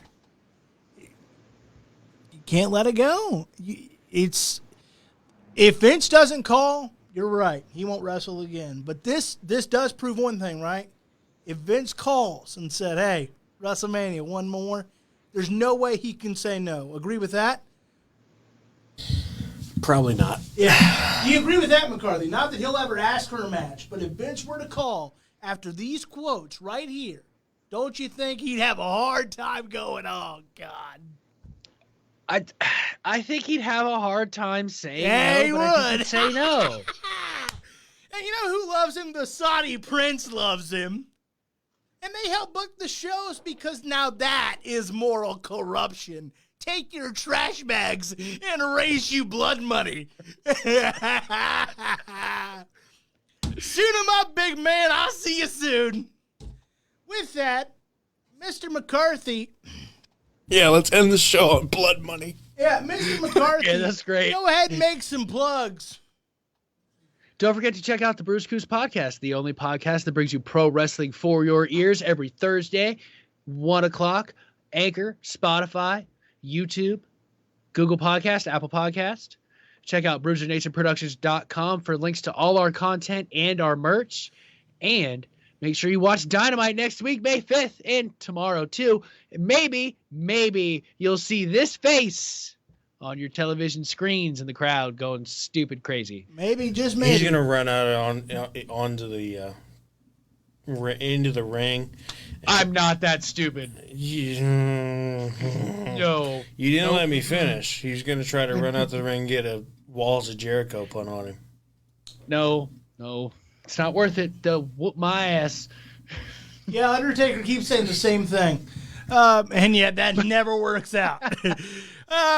Mr. Napper, anything you'd like to plug as we say goodbye? Check out the Red Flag Podcast. If you're a NASCAR fan, you know you want to check out this show. Check it every Monday on our Facebook page, the Red Flag Podcast, or on Score on Air Network. We've cross-posted them most times. Mondays, 5 to 6. And ladies and gentlemen, it's time to bring it home. And as you know, I do love this man known as the Undertaker. And just remember, he said, I kept thinking to myself, you should be there. It's a drug, people. It's a drug. Like I said, Saudi show, Mania. I got a feeling one more is going to take place because retirements, they just don't last in professional wrestling. Even McCarthy got back in the ring. With that, we shall true. see if the Undertaker ever laces him up one more time. I'll tell you one thing. Saudi show means Goldberg's going to do some damage to someone's career. Oh, great stuff coming up here on To the Turnbuckle. Let's keep on doing it. We're presented by Bruiser Nation Productions right here on Heel Turn Wrestling. We'll see you next week. God, we're going to have a great year. We outie. Bye, Loganites. Bye, Loganites. Bye, Loganites.